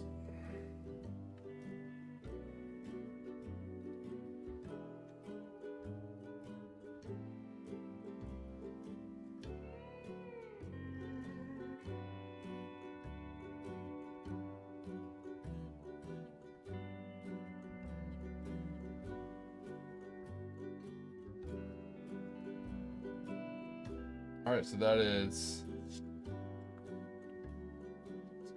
nine inexperienced, sorry, I miscounted. 9 inexperienced riflemen and 6 inexperienced lunge mines. Not bad at all for a stream.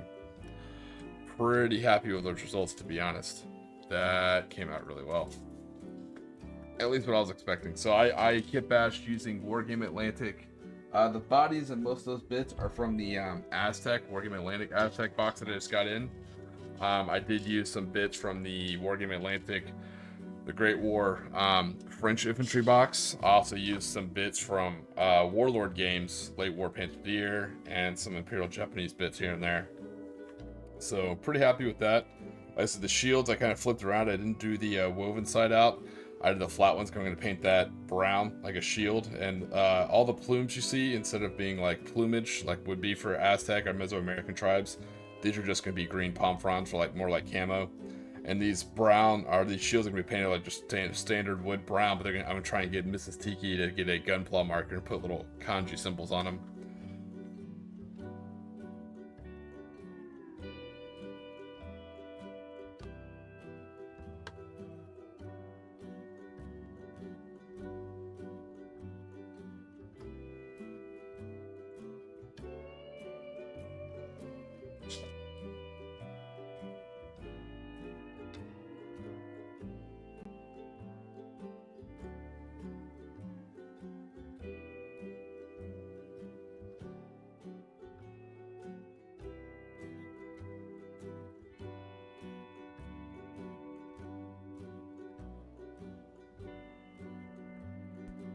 But overall, like I said, that was a super cool stream. We even did our little tactical Tiki minute there for a little bit. We talked about how the American bolt action teams are people who are playing Americans in 3rd edition bolt action because of the vehicle-borne machine guns have taken a bit of a nerf, but heavy machine guns actually have more output than they used to in 2nd edition. So you're starting to see any vehicle that has heavy machine guns as being highly preferenced. So the Americans are taking what's known as the meat chopper, which is the M16 Spag. It's a self-propelled anti-air gun. It's a half-track with 4 50 cals and an anti-aircraft mount in the back. So you're starting to see a lot of those. We talked about how to beat them. Hit them with your light mortars, either smoke and choke them or drop AG on them. They can only shoot one target at a time, so you can send multiple lunge mines after them while you kind of flank them with your infantry. They are open top, so they're easy to take out with infantry. So we did a lot of modeling. We got our tank and our little tank destroyed thing done. Showed you guys how to build those. I showed you guys how to build these tank destroyed markers or wreckage. We built some lunge mine guys, 6 of them. We built about 9 riflemen. And that about what we did yesterday. It's been an awesome weekend. A lot of good hobbying done. For you guys who are going to bed, I hope you truly sleep well. I hope you get the sleep you need.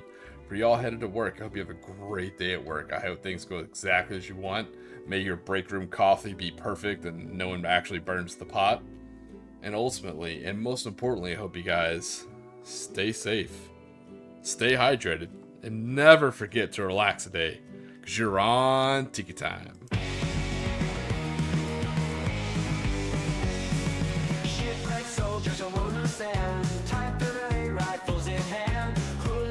With summer smiles, no war drums, just beach for miles. Ghost Park by Tiki lights, shadows dance in tropic nights. Sand beneath where boots once stood, paradise ain't so misunderstood. Lost in waves and hula tunes, tiki drinks and months of moons. Forgot the fight in distant lands, just surf and play with tired hands. Bunkers built from palm and hope, coconuts and crude soap. Imperial dreams fade in sun, warriors turn beach bums. Shine through ocean gods we raise, praying for forgotten days. Sake in the campfire glow, life's a surfboard, ebb and flow. Lost in waves and hula tunes, tiki drinks and months of moons. Forgot the fight in distant lands, just surf and play with tired hands.